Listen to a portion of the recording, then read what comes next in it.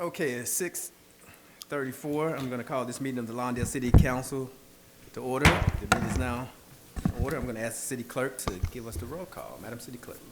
All right, good evening. Mayor Pro Tem Cuevas, Present. Councilmember Suarez, Here. Councilmember Kearney, Here. Councilmember Hoffman Gorman. Here. Mayor Pullen Miles. Here. All members are present.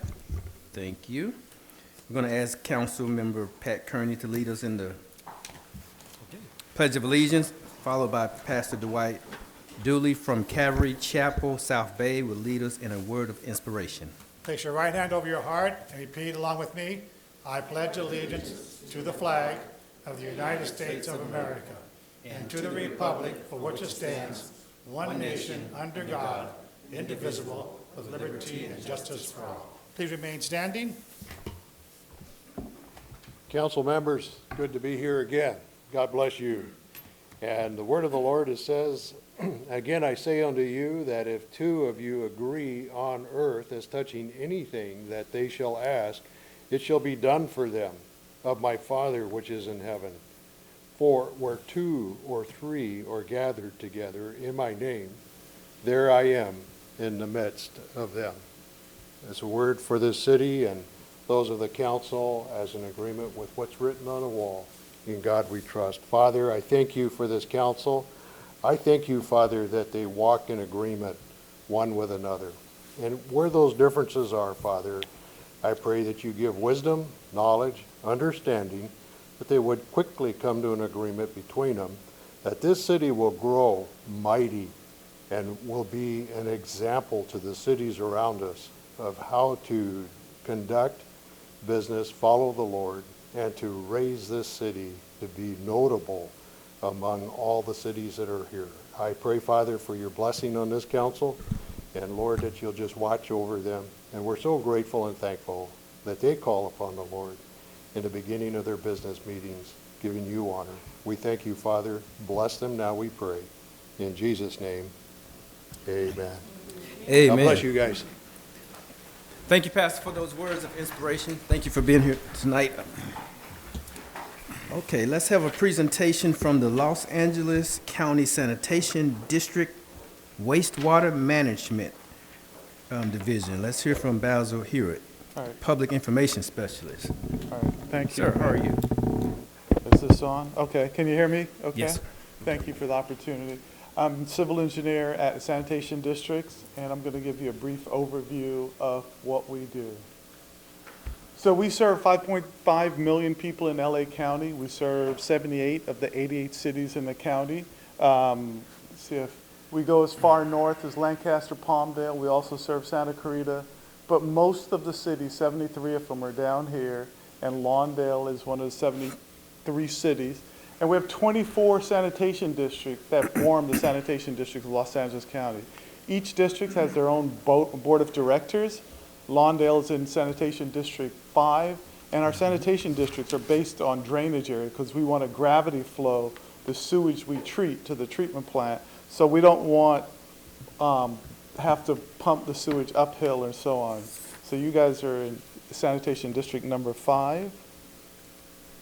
Our mission simply is to protect public health and the environment by managing wastewater and solid waste. And recently, since the last 50 years, we've been converting that waste into a resource, whether it be recycled water, energy, or just recycled material. So this is our origin story. We were formed in 1923. This is our 100th anniversary. You'll be hearing more about recognition of 100 years. This is what Santa Monica Bay looked like in the 1920s. This is raw sewage going into right on the shoreline. And because of that, life expectancy was typically in about 55 years of age in the early 20th century.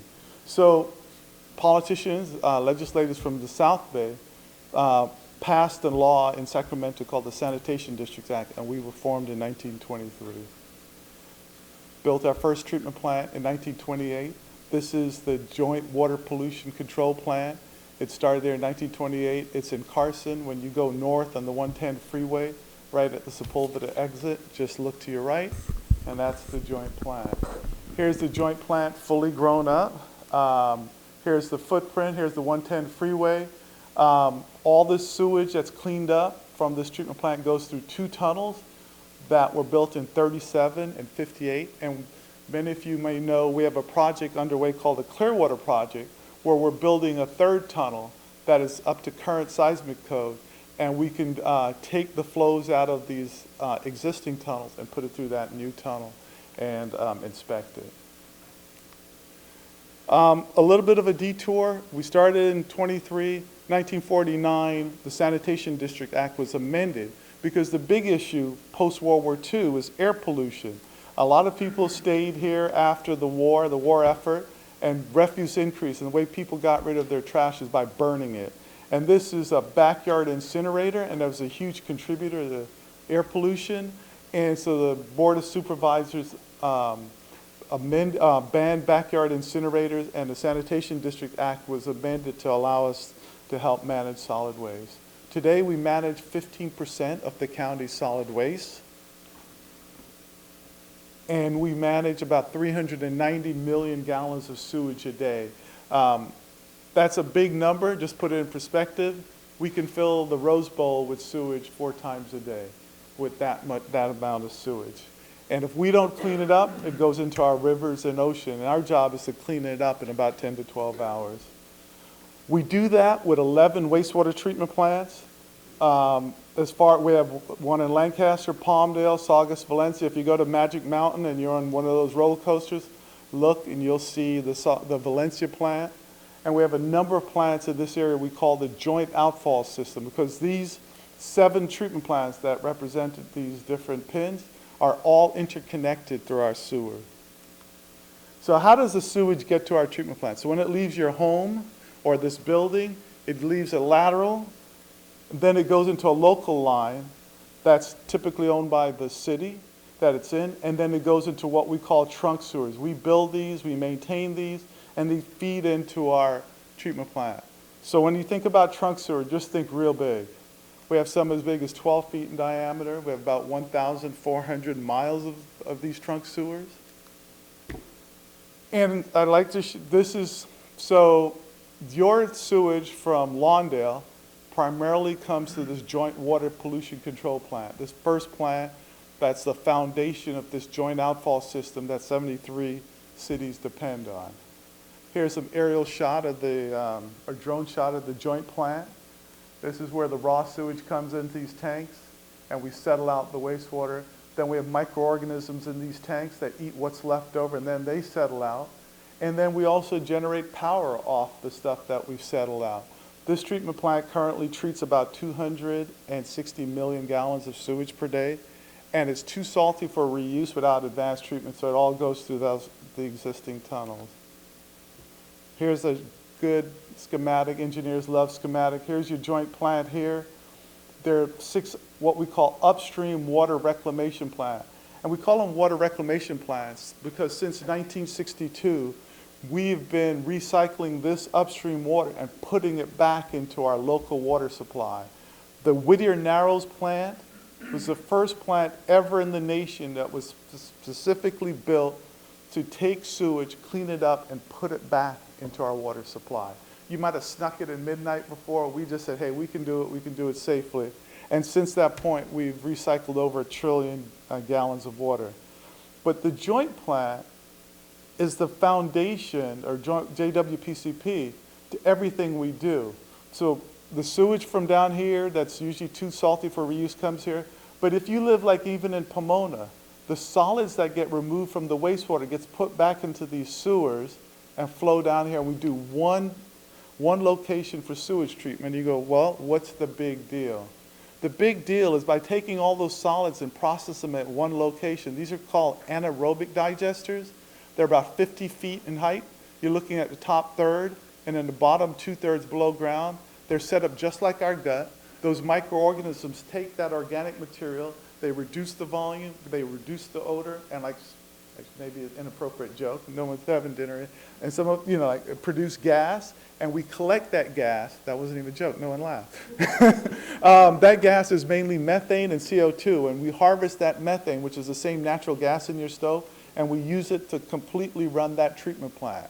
I mean, the only time that plant may not be run on this gas is like the few times we might have to take it down for repair or maintenance. So we save at least $15 million per year by using biogas. Here's the total energy facility that takes that biogas or methane and turns it into electricity, enough for 20,000 homes, and it powers that treatment plant. But I want to talk about our upstream water reclamation plant because we're in this mega drought and water is the key to sustaining the quality of life here. So this is our largest upstream water reclamation plant. It produces water that essentially meets drinking water standards. You're looking at the water at the San Jose Creek Water Reclamation Plant, and if you go to our main office, this is right behind our main office, it takes that sewage in 10 to 12 hours, it turns it into this water. That water, if you drive along the 605 freeway going south, look near Pico Rivera, you see these ponds of water. We've been percolating that water into the ground since '62, and we've been utilizing that water in various capacities. 1.2 trillion gallons have been recycled, put back in our water supply, over 900 sites. The biggest use is that groundwater recharge, but agriculture uses it, industry, landscaping, environment, and you can see the growth in our reuse site. I think one of the pressures we're dealing with is that people want more of this recycled water. In 1962, you can see how this thing grew. Now people are saying, can I get more of it, especially with what's happening on the Colorado River and Northern California. So we've been trying to stretch our recycled water supply more. Here's a shot of the San Jose Creek plant. It's on both sides of the 605 freeway.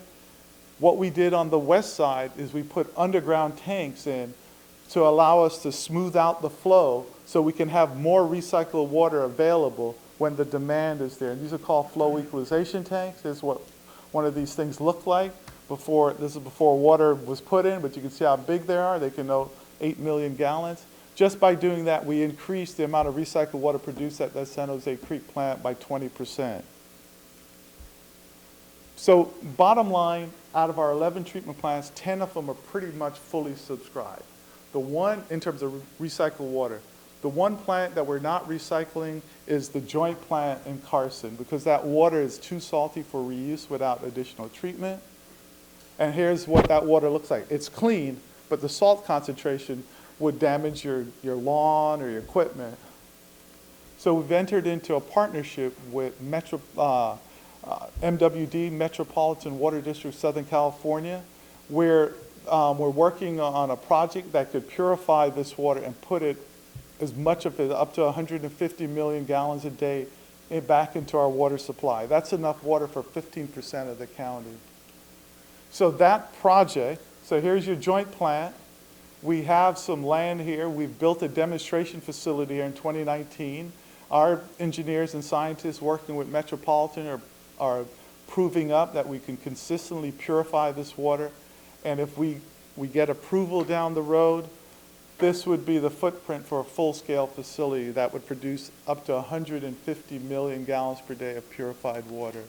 Here's your demonstration facility that went online in 2019. What would you do with this water? So here's your joint plant here, and then the ultimate plan is to start pumping that water up to these different spreading basins and utilizing that water. And that would be enough water for 500,000 homes. At this point, construction of this would be completed like 11 years. And part of it is you need a conveyance system to pump the water to the different groundwater spreading basins. And here's your schedule. We're now in the environmental planning phase. The folks at Metropolitan are working on the EIR, the draft EIR. It should come out end of this year. And then hopefully in 2024, you get the final approved. And then you go into design and construction of the Pure Water Southern California project. There's some projects, some components we hope to start up early in 2028. And ultimately in 2032, we'd have 115 MGD, what we call phase one, 115 million gallons per day of water, pure water back into our water supply to help us through these changing times. And that's all I got. Hopefully I stayed within 10 minutes. Yvette, did I? I covered 100 years and a lot of stuff in 10 minutes. So. Any Yeah, questions? very good, very succinct, very good presentation. I'm seeing some of this portion of this presentation. I happen to be the director representing Yes, I'm the city of director Lawndale. Poland, yeah. But I always learn something new. Even though I've been on the board for a while, I always learn something new, and I'm always just in awe of how the process and how we're able to not just to clean up the water for different reuses, but even the fact that you can use it for fuel. And you got that big digester.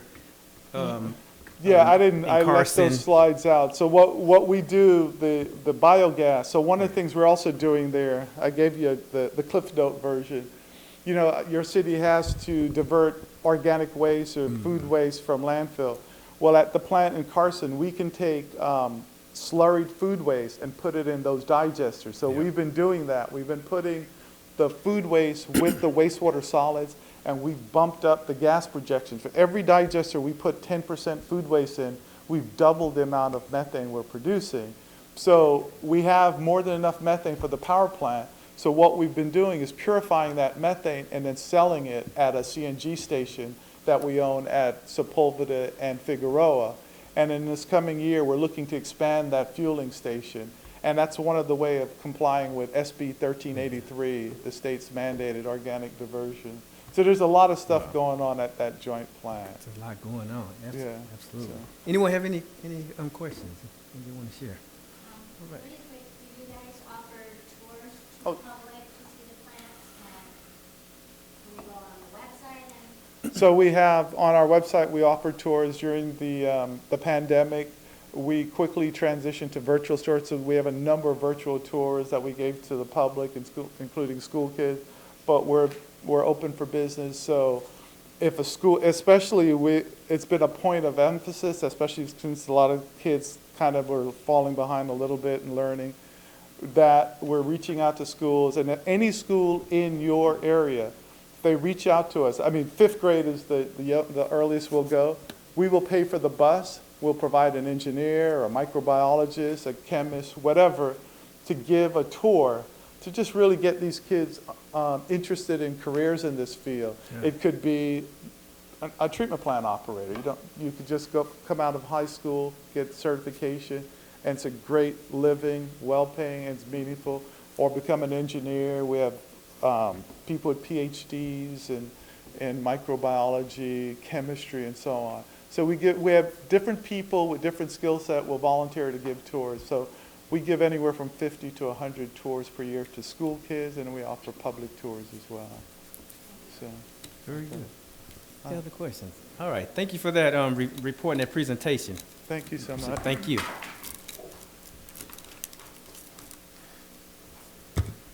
Okay, let's hear from our LA County Sheriff's Department Public Safety Report.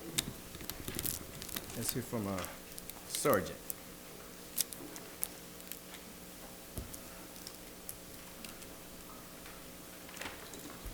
Good evening. That's an act to follow, I'll tell you that. But, excuse me. Good evening, Mr. Mayor and members of the council. I'm here to present the public safety report for the 17th of January through the February 6th. Lawndale city officials have expressed concern regarding street vendors operating throughout the city in violation of established municipal codes. The Los Angeles County Sheriff's Department responded on several occasions and contacted different vendors. The contacts resulted in education on specific laws related to vendors and citations for the municipal code violations. The deputies assigned to Lawndale Service Center were active during this reporting period, which was 6 days less than the previous one in January. Deputies responded to approximately 420 calls for service, which is approximately 150 less than the previous report. And deputies made approximately 1,160 observations for their log, which is approximately 400 less than the previous report. Observations can include traffic enforcement, self-generated activity, or patrol checks. Lastly, I've been working closely with the City Public Works Department on planned upgrades to the Lawndale Service Center building, and I just want to express my gratitude for the council, the mayor's, and the city manager's dedication to upgrading the building and the Public Works hard work in finding the vendors and getting the job done. So thank you. And that concludes my report, and I would be happy to entertain any questions. Very good. Are there any questions of the sergeant's report? Thank you, Sergeant, for the Thank you. report. Thank you, sir. Okay, let's hear from the LA County Fire Department. Platoon Chief Roman Valadoria.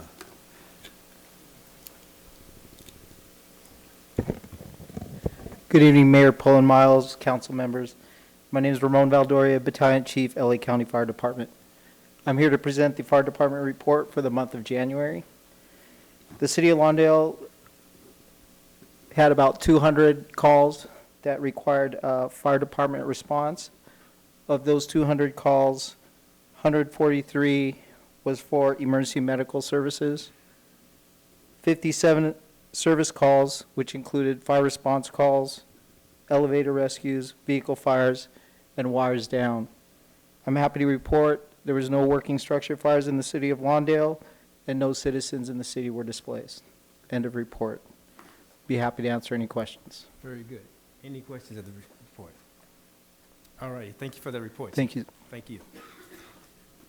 Next on our agenda is oral communications. Oral communications is when you have the opportunity to speak to this board on items that are not on the agenda. If you'd like to do so, if you can line up by the flag. When it becomes your turn, if you just come to the podium, we ask that you start with your name.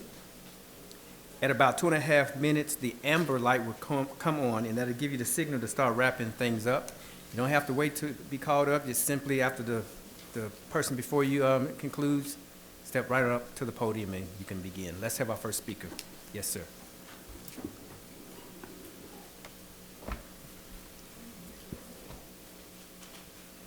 Honorable Mayor, City Council, City Manager, City Attorney, and staff, thank you very much for the opportunity to speak.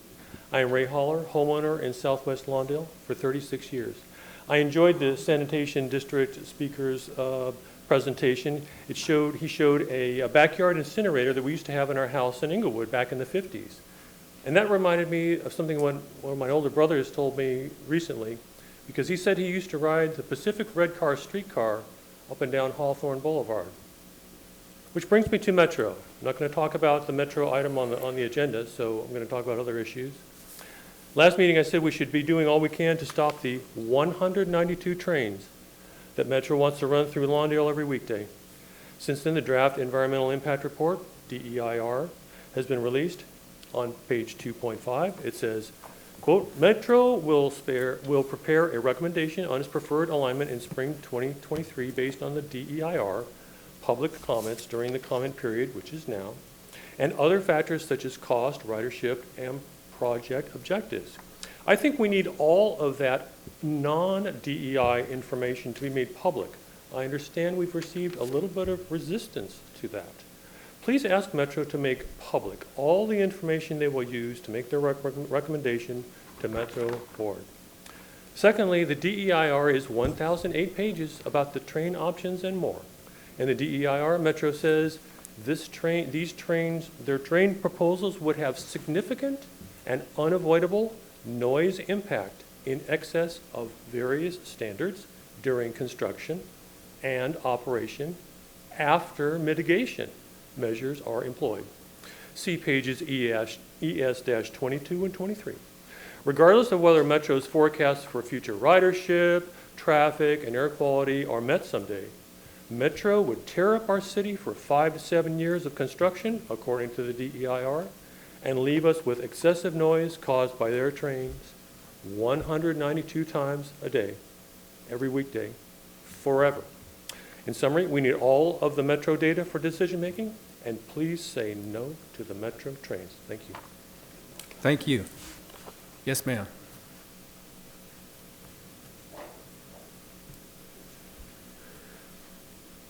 Hello, my name is Robin Ramsey. I live off of Condon on 169th, and thank you, Mayor and council people, for listening. I do want to second everything Mr. Holler said. I agree with him 100%. I think we need to say no to the Metro at this time. I think running a bus service makes it much easier and flexible. We can ramp up, ramp down. move the buses around where they're needed, when they're needed. And I also want to bring up the problem of all the students that live on the west side of the track. They're going to go to school over at William Green. We need to know if there's going to be guards that help the children pass, even if it's subterranean. We need to know that. So those are just a couple of opinions and ideas. Thank you. Thank you so much. Thank you.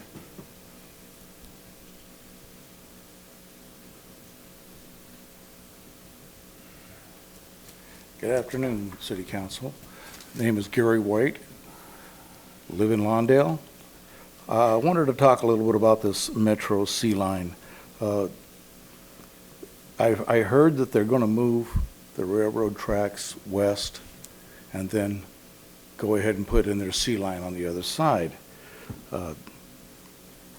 EIR, I'd like to see a copy of that so I could talk a little bit more about the wildlife that's already there, such as squirrels, coyotes, raccoons, possums.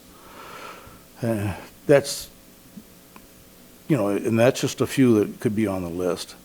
Also, I'd like to mention about car registration. I know the sheriff's out driving around all the time, and when I'm driving around, I notice many cars, and some of them are vehicles, or some of them are like air conditioning companies, painting companies and such, that are several years behind.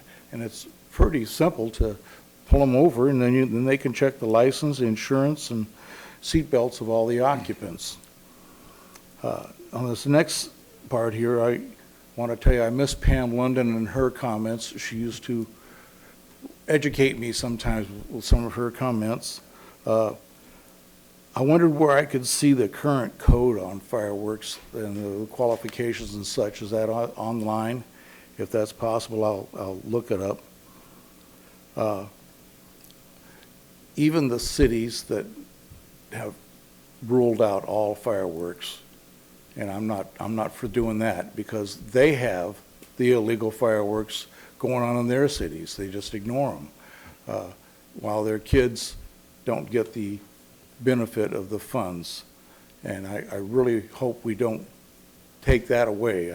I was a scoutmaster here at one time, and we really depended on our fireworks booth.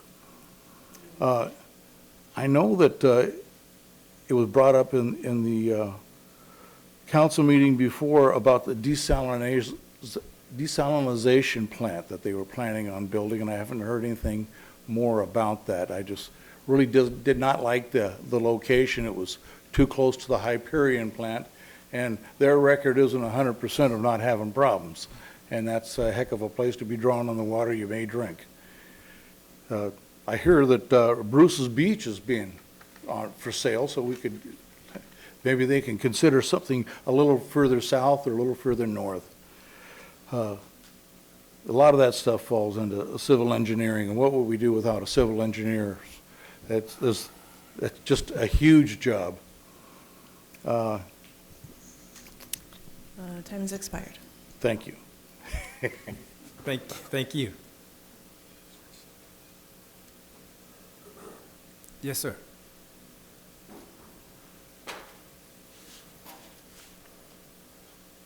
Good evening. Matthew Harbison, pastor of the Lawndale Wesleyan Church. I just wanted to say thank you for the opportunity to have fireworks in the city. And we did our reporting, and I appreciate the guidance that you guys gave us. Wanted certain things in the past we reported, and you did not like that, so you gave us specific guidance. We filled it out, and whatever the audits found, we're completely behind, or supportive of, and I appreciate the guidance that you've given us. I'm wondering if you would consider amending the municipal code and allowing the reporting period to go through December. We get our sales in July, we finish up the bills, the returns and everything, hopefully by the end of it. And so now we know what we have to spend, and we get that in August. And so now we have August, September, October, and November to spend 50% of the year's budget. And I know that as a church, there's plenty of things that we do for our kids in December. Some of that we do purchase ahead of time in November, but I was just curious if you would entertain the notion to extend the reporting season through December so that when we can attribute some of the funds accordingly so that we would be able to just kind of keep things, I don't want to say without scrounging, as far as to put those funds in. Because sometimes when we look at summer camps and things, and we look at other events throughout the year, we obviously need to know what the budget is, and that's great. But sometimes if we have a hard deadline on when we need a report coming up at the end of November, if we would be able to get that through December, then some of the other, not having to rush through it as much. And so, again, I just appreciate your willingness to sit through us and our complaints as well as our commendations for you. And I just want to say thank you for serving the city, and may you continue to do the best job that you can. Thank you. Yes, sir.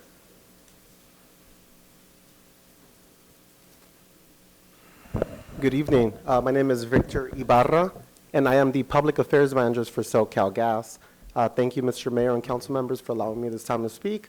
I come actually with an update. I know this past month has been rough for a lot of constituents throughout Southern California regarding natural gas prices. And there tends to be a misconception that SoCal Gas price gouges or is able to set the price on the market for the commodity. So I do have a message on behalf of SoCal Gas, if I may.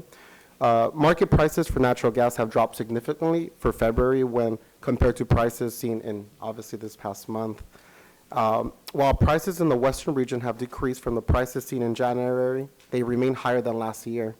The core procurement rate changes each month and reflects the price SoCal Gas pays for natural gas for residential and business customers. SoCal Gas does not set the price for natural gas. Instead, natural gas prices are determined by national and regional markets. SoCal Gas buys natural gas in those markets on behalf of residential and small business customers. And the cost of buying that gas is billed to the customer with no markup. So it definitely shows on your bill. We buy it at $1 something a therm, and we'll sell it at that same price to the customer. SoCal Gas does not profit from the movement of gas commodity prices. I do have good news, though, to share, hopefully. Hopefully this does help constituents within your region. The California Public Utilities Commission, CPUC, approved the acceleration of the California Climate Credit for SoCal Gas customers, which is 22 million consumers from Visalia to the Mexican border. SoCal Gas residential customers will receive a credit of $50.77 in the February or March bill. We continue to inform and offer several ways to help income-qualified customers through our bill assistance and forgiveness programs. SoCal Gas is also delaying collection activities on overdue residential accounts until April 1st and will not disconnect overdue customers before July 1st. We have also delayed non-residential disconnections until at least March 1st. And in addition to help our customers, we've started a $1 million fund to help those most in need. Obviously, these bills are pretty high, and we want to make sure we're able to assist. So thank you for listening, and I'm not sure if there's any questions. We'll entertain some questions after everyone had a chance to speak. Sounds good. Thank you, Stand by. sir. We may have a few questions for you. Thank you. Yes, sir.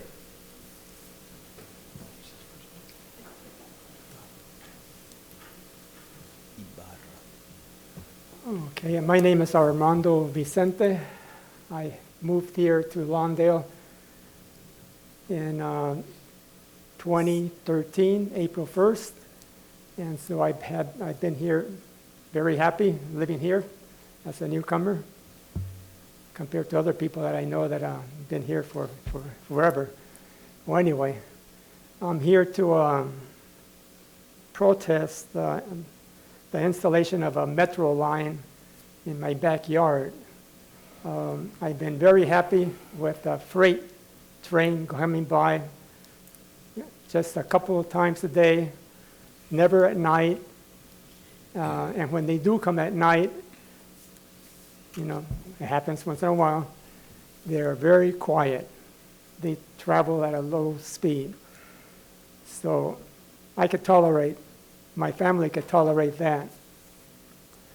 But having a metro line coming through constantly, day and night, is out of the question.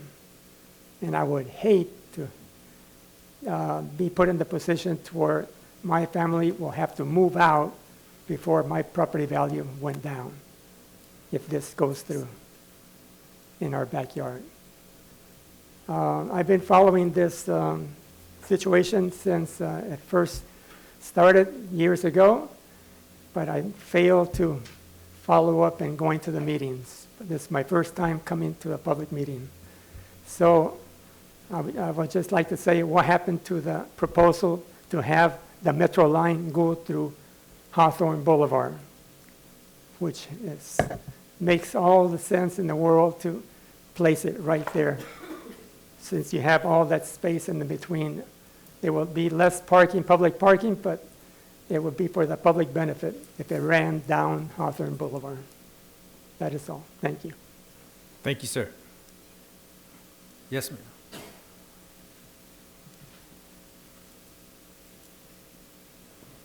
Hello. Oh, does this move? Good. Hello, good evening. My name is Audrey Lamuti. I am an up-and-coming Eagle Scout from Troop 219 in El Segundo, and I live here. Put that a little closer so we can hear you. Yes, There I you go. apologize. And I live here in Lawndale. I would like to ask a couple of questions after the meeting for my citizenship in the community merit badge, if that's possible. Are any of you willing to talk to me for 5 to 10 minutes after the meeting about Lawndale and its governing body? Is that possible? Yeah, we'll do that. Okay. Absolutely. Thank you very much. Absolutely. You got it. Thank you for coming. Okay. Okay, with that, we'll close public comment and bring it up to the dais for comments from the council. Let's hear from Councilwoman Hoffman-Gorman. Thank you to all who came out to speak tonight. Victor, thank you. I'm going to start with you. Thank you for updating us. Myself, my gas bill this month was $166, and my neighbor's gas bill was over $450. Mind you, both of us keep our thermostats at 65, so we're rather cold. So I appreciate knowing that there's going to be some relief coming.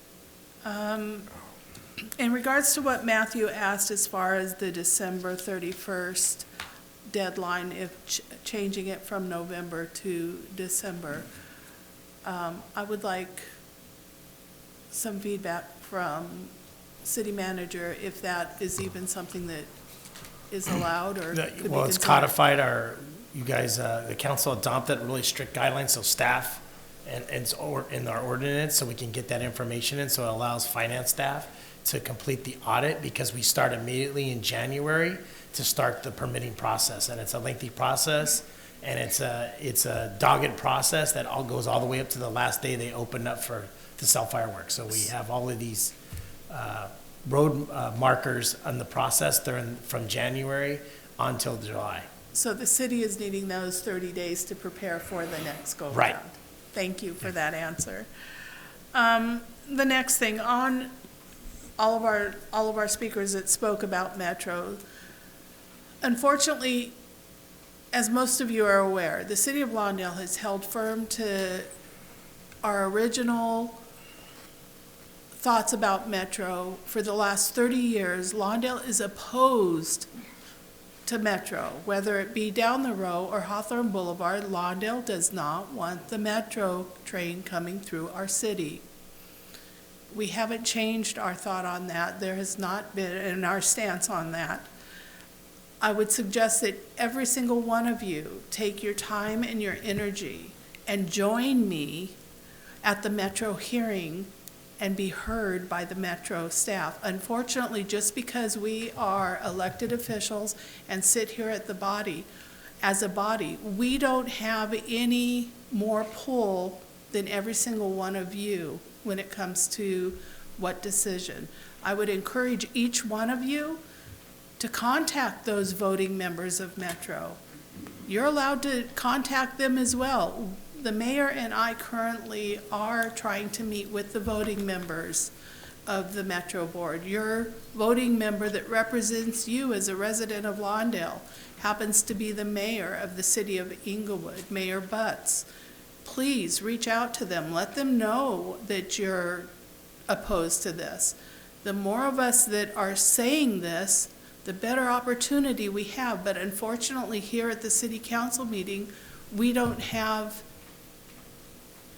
any influence over what those board members, how they're going to vote. As sad as that is. We're in a David and Goliath fight, and we're the little guy. But we stand with you, not opposed to you. We don't want Metro. Gary, as far as the firework code that you were asking for, you can always check with the city clerk's office. You bet the assistant city clerk, I'm sure, would help you with whatever you need as far as what those ordinances look like. And with that, I'll pass it to the guy on my right. Thank you. I just have a couple comments. I want to thank everybody who came out and spoke tonight. First one's for Victor. You say there's going to be a $50.77 reduction or rebate for March, correct? Coming out of March. What about February, April, May? Are the gas prices going down? As you said, February, you said the prices of gas has gone down. Are our bills going down to below astronomical prices? Because I get a $381 gas bill, so $50.77 ain't gonna make a dip in that gas bill. So I need to know, tell the residents, is the gas prices going down, or are we gonna stay at this high price? Correct. So, as I mentioned, regarding the $50 credit, that's on behalf of a state program. Right. Regarding the reduction, it's a 68% reduction on natural gas bills that's been foreseen for this coming month. Okay. However, the trend is it's on a monthly basis. As mentioned, it's a market price set, so it's hard to tell, but from the patterns usually, it seems like it's going to continue to decrease, and that's what we're hoping for. Correct? And though it is a $50 credit, I know that it's not a big dent. Yeah. However, SoCalGas on its own, as our own entity, we started also a $1 million fund where our constituents or your constituents can apply for. I know we also have a 20% care program, especially our seniors, our fixed income. They can apply and also get a 20% reduction. Yeah, but there's a cap on what you can make too on those care. Correct, yeah, it's income-based. And then lastly, the third option is also, I forget the name of what it's called, but you spread out the payments throughout the year so that you're not just Level payment plan. Correct. I have that. Yeah. Okay, thank you. And while you're up there, do you happen to have the name of the, I know you have nonprofits that service the communities where you can apply for those programs. Do you know which nonprofits service this area? Nonprofit, I do not know, but I can get back to you on that. Get back with us. That would be something that would be good for us to Of course, post. of course.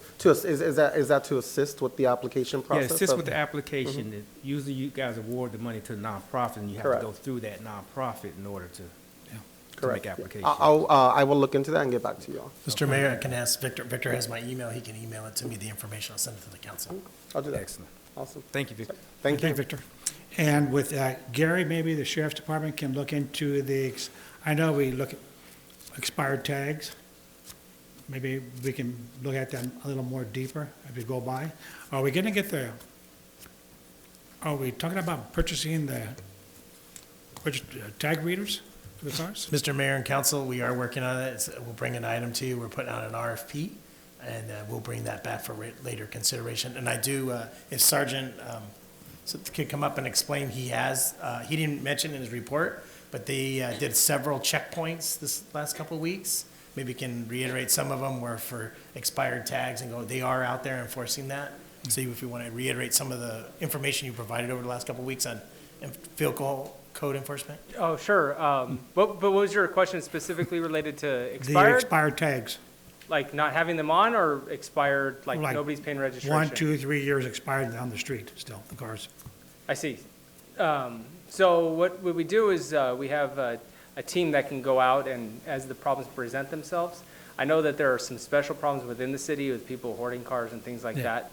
And excuse me. As the problems come to us and we find out about it, then we can direct it. If they are driving around and are patrolling the neighborhoods and stuff and they see it, they have the option to tow it or they have the option to cite it. And it's kind of up to their discretion, or they have the option to do nothing about it. But it's up to their discretion what they want to do about it, yeah. And what the city manager was speaking about is on the 27th of last month, we conducted a DUI saturation patrol where we were out there looking for drunk drivers and things like that. And in the meantime, stopping people for vehicle code violations and issuing citations for those violations. And I believe that day, 2 citations were issued for expired registration and some stop signs and stuff like that. So. All right, thank you. Okay. And with that, I'll pass it on to the young lady to my right. Councilwoman Suarez. Thank you to everybody that came out tonight. I'll just touch on a few. There was a comment, I believe Gary made it, with regards to how to view the draft environmental impact report. It is online. Can we also have a copy available, hard copy in the city? That way, if any resident who doesn't have access. There's a copy available at the front counter here at City Hall and at the library. Okay, perfect. We made sure Metro put that down for everyone. Perfect. And then, as far as, I think there's a little bit of confusion too, which I think Rhonda touched upon, with regards to what this body has jurisdiction over. And I think it was Armando that presented that there were 2 plans, and that's part of what Metro is currently discussing, is which route they want to approve. So they're in the process of reviewing which route they would recommend the board to approve. And that's currently what our city's in the process of looking at. And they are going to have some meetings, which I would highly recommend attending. And we'll be, do you know when the next, isn't the 15th or? Yeah. I have the list here. Wednesday, February 15th, 2023, from 5:30 p.m. to 8:30 p.m. at Lawndale High School. The second meeting is on February 16th from 11 a.m. to 1 p.m. virtually and that's done virtually with Metro login. And then on Saturday, February 25th, from 10 a.m. to 1 p.m. at Lawndale High School. And that'll be the opportunity also to ask questions and I believe even submit comments as to your concerns about it. And then I did have more questions on the requirements for the firework, but I think it's something I can ask on the agenda item because I have a little bit of confusion that I want a clarification on, but I'll ask that during the item that's on the agenda. With that, I'll pass it along. One more thing, Robert. Yeah. I believe the city sent out mailers to all the residents about the Metro meetings too, correct? Yes, Metro did their own mailers, but we also, on top of it, did our own mailers and finished that mailing out last Thursday. So our residents should know when the meetings are. Okay, Yes. thank you. And we posted all online on the our socials as well. Very good. Madam Mayor Pro Tem Cuevas. Thank you, everybody, for coming out. They already answered or said everything I was going to say, but please attend those meetings for the Metro. Once again, February 15th, which is a Wednesday, 5:30 to 8:30. And then the Saturday one is a special one just for us because if you work late, you can't make it on a weekday, so it's the 10 a.m. to 1 p.m. You'll probably see some of us at those meetings. So please go to those meetings and voice your concerns and let them know we don't want the Metro in Lawndale. Thank you. Thank you. I want to thank everyone who spoke tonight for bringing your comments and your suggestions to the City Council. Also, for those who spoke on the Metro issue, I can't underscore our opposition to the Metro. Certainly, even before I became a member of the City Council, we have took a position against Metro and continue to do so today because we do not believe that it's beneficial to the City of Lawndale. We do believe, at least I'm of the opinion, that Metro should instead have more buses available so that those buses are able to grow with the demand, and as well as to when the demand is no longer there, they can also adjust it with the buses. Obviously, when you have a rail, the rail is fixed and the price is fixed, no matter if 10 people ride in the bus or 100. folks are riding the bus, the train, I mean, but you don't have that when you have buses. And so I've always advocated for more buses rather than light rail. In this case, it's not really beneficial to Lawndale because it's a pass-through proposition for Lawndale. And it's, if you go down the road, of course, there's hundreds of residents that's going to be affected. Same as if you go down Hawthorne, you got the issues of traffic and dividing the west side versus the east side, especially as one of the residents had mentioned, when it comes to the school children. I live not too close, not that far, I should say, from Green. The only thing that's separating us is the railroad tracks. So I'm on that west side. And we do have families, obviously, with children, they actually go to Green, right? And so that would be a concern to have that many traffic trains going back and forth during school times or what have you. So we are very concerned about that. We continue to fight Metro. We continue to, even behind the scenes, our staff is looking into what we can do to make sure that no stone goes unturned in terms of our legal rights and ramifications or what have you. And so trust us when we say that when you say David and Goliath, we have our slingshot, right? And we're working it. We hope to be successful, but we need your help. We need you to join us. We need you to show up at these meetings. We need for you to get in touch with the members of the Metro Board because they know our positions. They know the positions of the communities who have showed up to these meetings over the past few years. They know those positions. But there's a lot of you out there, they don't know your position. And there's a whole thing that what they call in the city attorney can appreciate this when they say silence is agreeance. So sometimes when you silence, that signal that you agree, right? Because typically especially in a public body, people come out when they disagree on something, right? If they're for it, it's time to go to Disneyland, right? I'm not going to go to the meeting because I'm going to Disneyland. I agree with that. So why would I pass up going to Disneyland? When you disagree, that's when you usually show up. So when they don't hear those voices, they assume that you agree with it. So I'm encouraging everyone to show up in some kind of way. If it's not the meetings that's scheduled, let your letters represent you. Let your emails represent you. Let your phone calls to the board members represent you. Call Mayor Butts, who's your representative for the Lawndale and this area, for the South Bay and portions of the west side. Let them hear your voice, and we'll continue to fight with you. With that, I'm not going to repeat some of these other items that was already mentioned. I do want to say someone brought up the desalinization project. I think that was Gary White maybe brought that up. Well, there was a demonstration project, and it didn't fly. So they put it on the shelf. I guess from what I understand, it's no longer a project, right? So that's the end of that desalinization demonstration project from the West Basin on Water District. There was one other thing I wanted to say. I want to thank the gentleman, the young man who came. Did you say you were an Eagle Scout?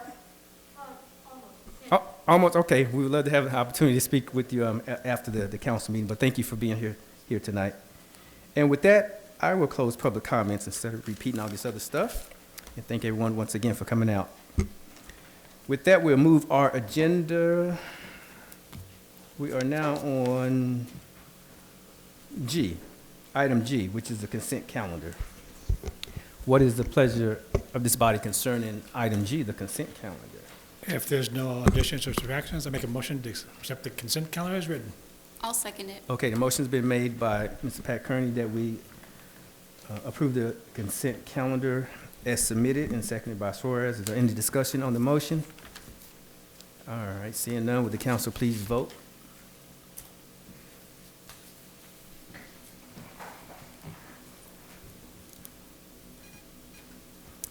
Motion on the consent calendar passes unanimously.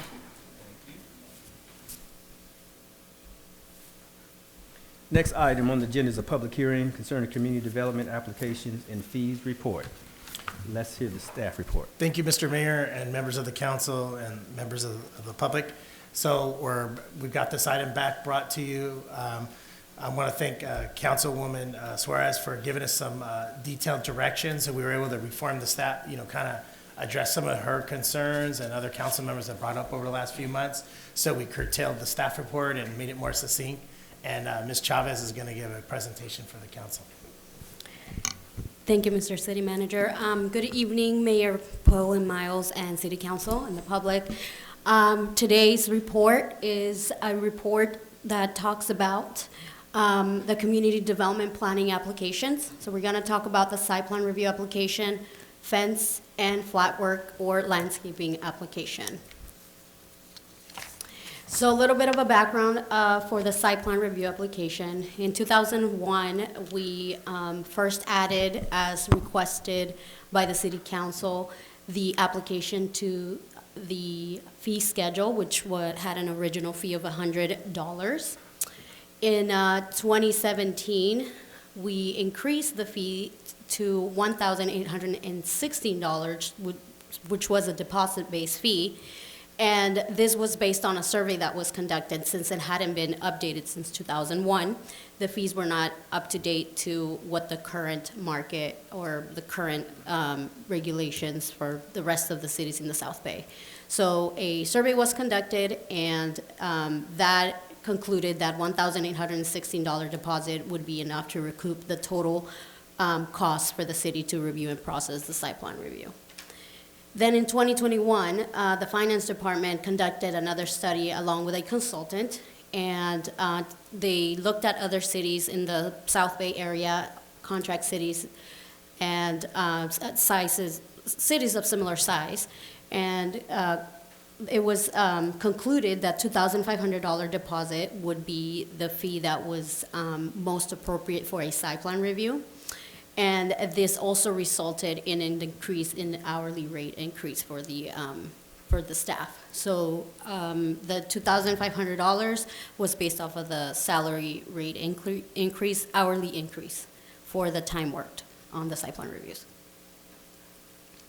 So staff and myself, we put together a list of what would require a site plan review and what wouldn't require a site plan review.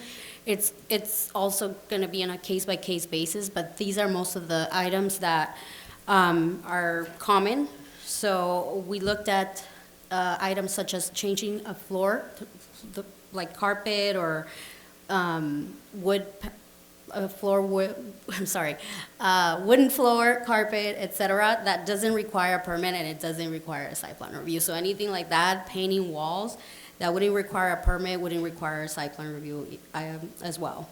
Items such as repairing doors and windows like for like or stucco, those do require a permit, but they don't require a site plan review.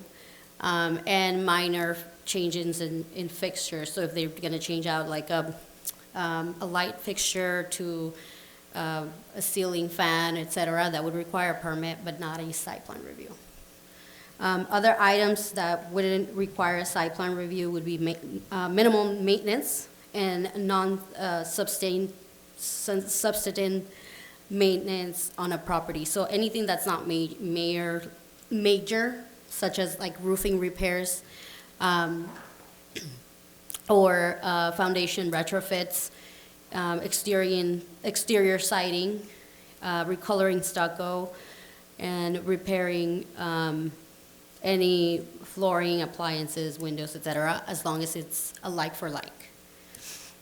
Something that would trigger a site plan review would be something structural, so removing or demoing a wall, removing or adding a patio, any additions to the property, changing the use of a property from commercial to residential or residential to commercial, vice versa, removing drywall that exposes any studs, removing or relocating walls, changing the floor plan, or adding parapets to commercial buildings, anything that would be legalizing or removing unpermitted additions, awning patios, and basically anything structural, or adding any structures over 120 square feet, and that would be considered a structure. Anything less than 120 square feet would be considered, if added, a storage. So there are some items, if it's less than 120 square feet, that could be added without having to go through a site plan review. And just like a shed, it would be a shed permit, for example. Some of the fees, the cost for the fees of the site plan review for residential in 2001, like I said, it was $100. For commercial, it was $200. Then it went up to $18, $13, $61 deposit-based. Anybody that would not use up all the deposits, they usually get a refund. Mostly everybody gets some sort of refund, except for items such as like violations that go through a long period of time where we have to review and work with them. And then it went up in 2022 to $2,500, and it's currently at the same rate. Also just deposit-based.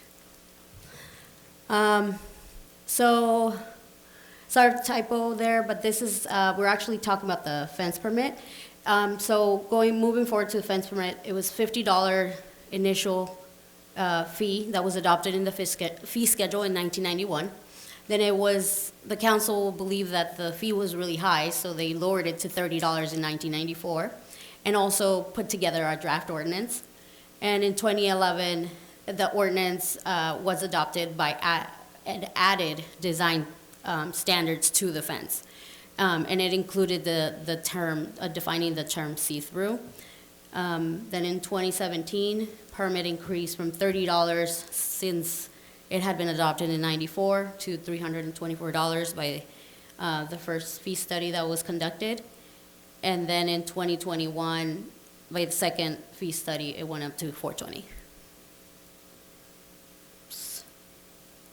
So the reason why the fence was adopted was because a lot, not mostly, but a lot of people were not following the regulations. As you can see at the bottom picture, you can see that there's it's not see-through in the corner. This could impair vision when turning right into the street, and it could cause an accident. So that's why one of the reasons why it's important for the fences to be reviewed.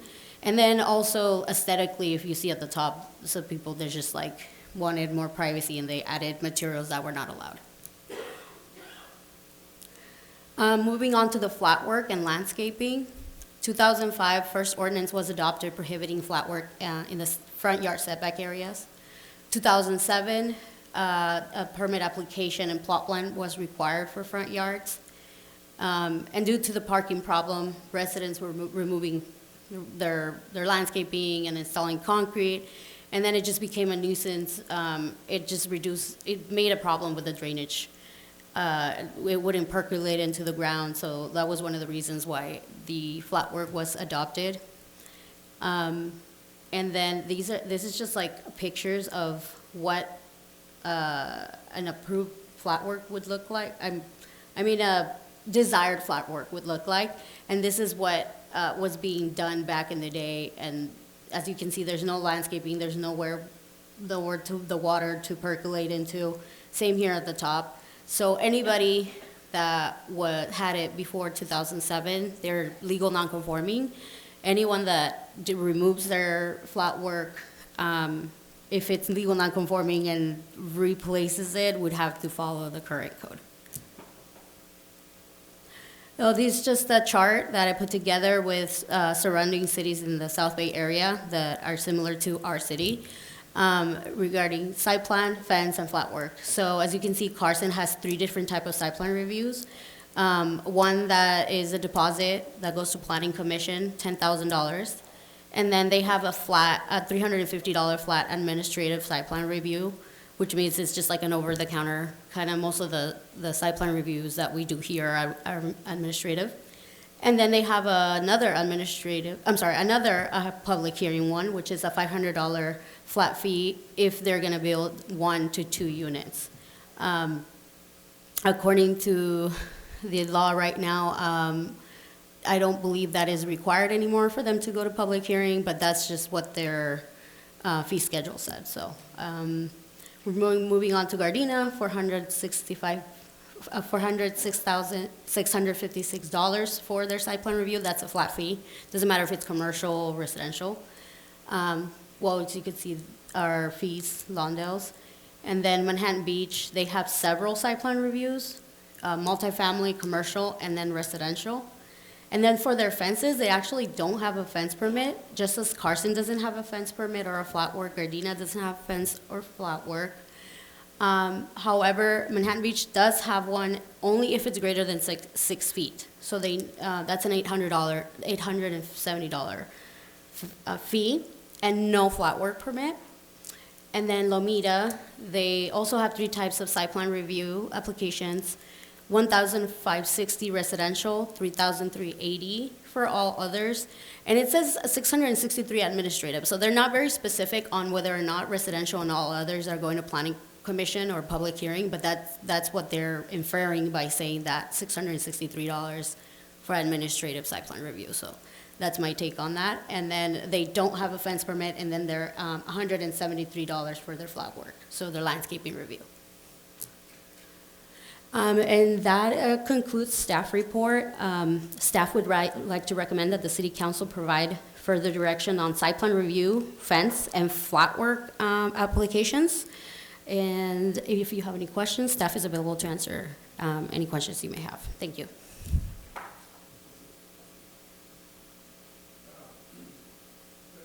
Are there any questions before we open the public hearing?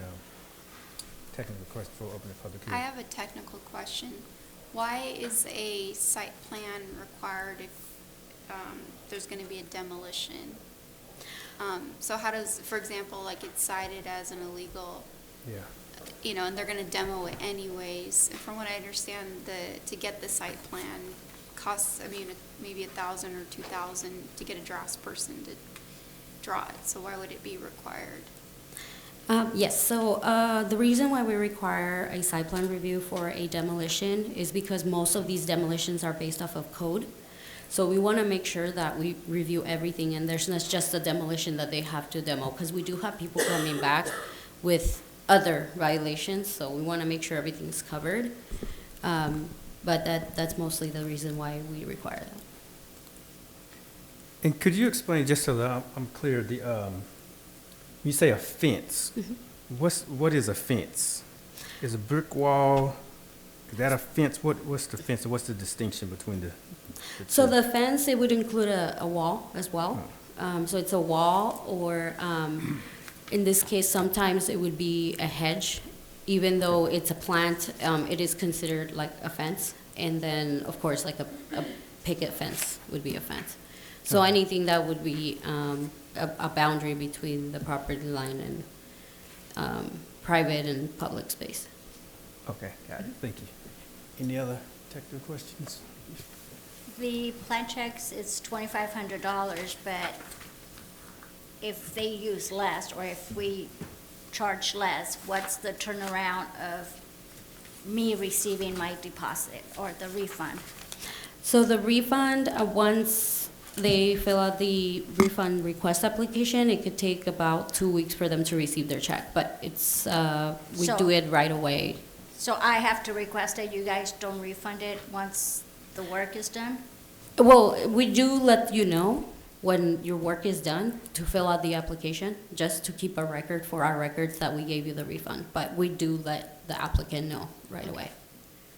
And then as far as fences and flat work and all that, I don't agree on charging fees, in the sense Well, that. that part you can get into the public hearing. Okay. Yeah, you don't have an opinion right now, because we haven't opened up the public hearing. Okay, I'm sorry. Okay.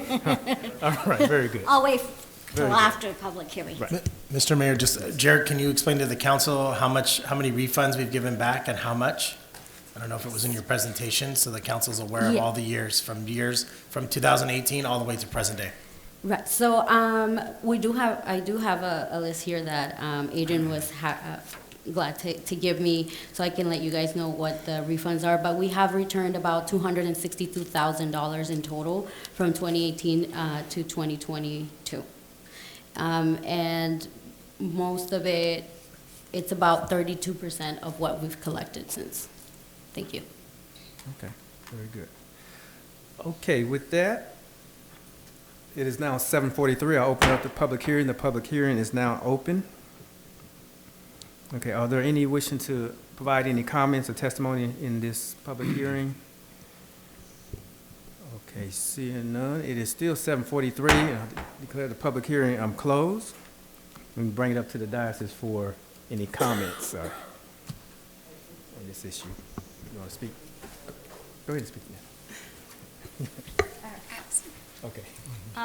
Couple of things. If we're refunding that much money, couldn't we do the deposit a little bit less? Because it seems like we're taking money and then within, let's say, 90 days, we give you back almost 50% of, to me, it's easier if we do a smaller deposit. If we need to ask them for additional fees, then we could collect that. And then I would like to see the fees for fences and flat works possibly be eliminated. But still provide us, with the paperwork of what's gonna be done. But I wouldn't wanna see fees there. Other cities are not, as you presented, most of the cities are not charging. And just to add to that, we do have handouts, so we can provide that, definitely. Yes, ma'am. So because I have a number of thoughts on all of the three that we're talking about today, but I'll go back based off of the fence, because the site plan one's a little more, going to be a little more of discussion that I have. But, so for the fences, it's my understanding that if it's under a certain amount anyways, it can be completely obscured, like you don't need it to be see-through, or is that not right? Does it depend if it's a corner house or? Yes, so for the solid requirement is 30 inches, but there is a corner requirement that you have to have a cutoff, so you can be able to, if it's not see-through, so that you can be able to turn and see when you're turning. Okay, because I'm kind of just of the mindset that if you put the requirements, I guess part of me with like we spoke about the aesthetics of it, the aesthetics can change a lot depending on, what's kind of in terms of design elements and whatnot. I just think that if it's under a certain amount in terms of the height of it, that if you just put what the guidelines are, and then I'm curious to know how many people actually come to the city and say, hey, is a permit required? Can I file? Versus you've been cited, so now you have to go and get a permit for it. Because it sounds like, and this is some of the comments that I get from people, is if I go to the city and I try and do something, they're going to look at other stuff that's wrong, and I'm basically reporting myself. So I'd rather just do it than not. And I've seen some fences that I think look really, really nice. I know they're not completely up to code, but I think some homeowners do some upgrades, and I just think that if the pricing of the $460, I think you can probably get a fence done around that amount. That's just my thought on that. And then with regards to the flat work, I understand the part about the parking pads, but those, to me, the photos just seem straight out illegal. Like they should, whether that person was going to do it and not going to check regardless. And so I feel like people who want to put live landscaping, at least for the landscaping part, if they're not putting hardscape and whatnot, I don't, we charge, right? If they're only doing landscaping, not any? That's correct, yes. Okay, that part I don't know that I necessarily agree with, as long as they have what the guidelines are. And then I'll get back to the site plan, or if anyone else has comments on the fences versus the flower. Anyone else want to share anything? Okay, I do. The site plan I'm okay with, because I rather have the 2,500 right now instead of dropping it down to 1,800 and then comes to 2,500 and asking people for more money instead of refund. Yes, it takes 2 weeks, but at least you get a refund. On the fence permit, I just see go back down to $50 instead of $324, whatever it is. And then the flat work, You know, in the flat work landscape permits highlight, there's nothing about a cost in it.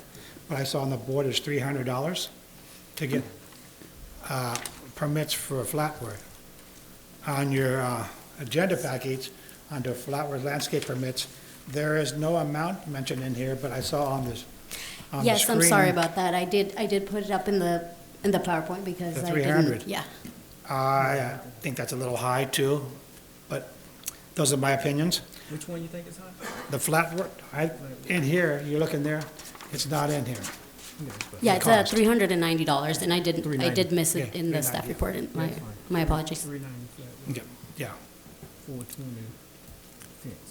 So my question is for you, or maybe the city manager, has the cost to the county has gone up, fees? Yes. In fact, we're going to be bringing you the CPI. We've been holding off pending this and direction. Yeah, all the costs are going up. A lot of the agencies are, where costs that were being charged from the county of Los Angeles has gone up. It's for CPI. We need to bring that next item to you. I think we'll wait for the CPI for the next coming April, which will come out until May. But they've come up, we're eating costs on that. Just as a reminder, as the council knows, on both these items, on all the flat work, they were lower, but because they weren't updated for many years, we did the update, and the cost, what happened was when the staff, the community development did it in 2018, it was just time and materials. When we had Alshire and Winder here, they said just do that. When the council directed the finance department of the previous city administration, they hired a firm where they did a real comprehensive study. That's why the fees jumped up, just so the council's aware. And the hourly rate went from, like in community development, from $70 to $149. And so that's why you see a higher cost in the site plan. I know people did complain about the A1000, so that's, if the council decides what to do on that, that's not gonna be a problem.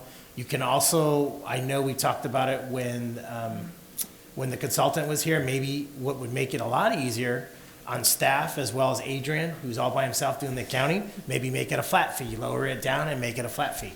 The only thing is we need to put a caveat in there, if they have to submit 2 or 3 times or 4 times, then they would have to resubmit. That's what happened in the 2001, when we had it $100, people had to keep resubmitting, but it was a flat fee for $100. With regards to the fence and flat work, those are just, the reason those went up is the hourly rates went up because we updated our costs. But if the council was amenable to changing those 2 fees, because they're flat fees anyways, and we don't have to track them like we have to track the deposits. So the deposits require a lot of extra staff time, so it's totally up to the council which direction you would like to go on that. Again, I like to see the site plan still stay at 2,500, because in our package we get every week, we have permits, a list of permits, and 90%, 95% of those, they're paying the $2,500 and they get money back. The fence, I think, is ridiculous, $324. You can buy a new fence for $300, but you're paying more for the permit than you are the fence. And with the flat work, I can go either way with the $390. That's just my opinion. Say it again, Councilman. On the flat work, is the permit $390? That's correct. Yes. I can go either way with the. Well, the I'd just see council it may lower, want to but, consider, you can consider going back to the 2018 rates, or if not eliminating them. Jarrett, what were for the flat work in 2018? I think one of them was subsidized or free totally.